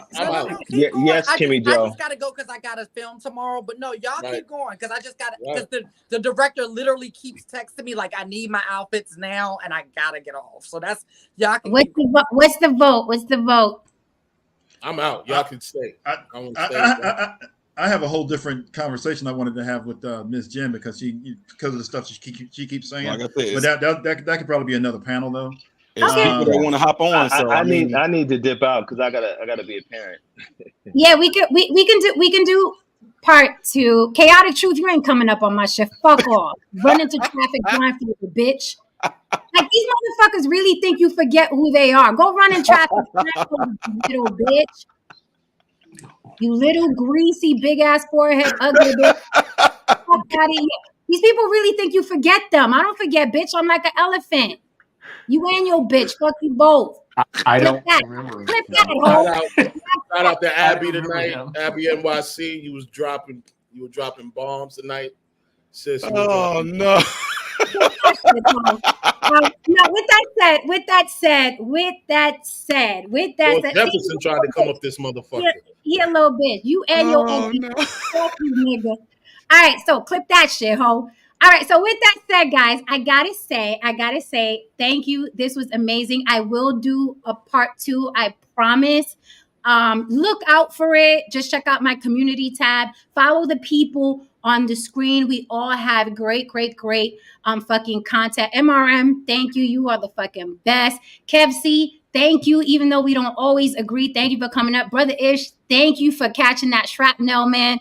Rhonda Marco, you already know. No saying thank you for being our resident white guy. Lovely. Hope you have a great shoot mañana. And we will see you all here very soon. We could do a part 2. I'm cool with part 2 would be great. Sometimes you gotta know when to just sit back. And you did that well tonight. Tell your boys at the CIA. A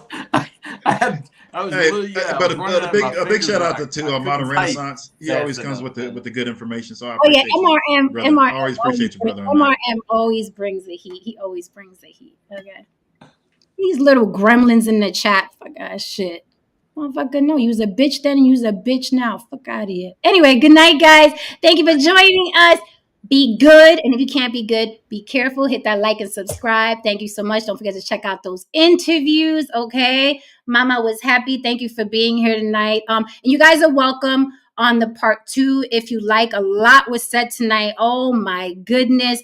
But always remember, we're up here in good faith. We want the best for people. We just want y'all to stop being fucking slaves to the fucking, you know what I'm saying, imaginary oppression. Yes, systemic oppression is real. All that shit is real, but we can overcome. We have over and over again. So thank you from the bottom of my heart for being here. I really do appreciate you. I don't take your time lightly. So thank you for being here. Check out the rest of my content. And I'm also on The Block with Jen on Instagram. If you want to get to know me better, on The Block with Jen on Instagram. I also got a couple movies on Tubi, Amazon, and Star. So you want to rock with the kid. All right, guys. Good night. Thank you so much. And we're out.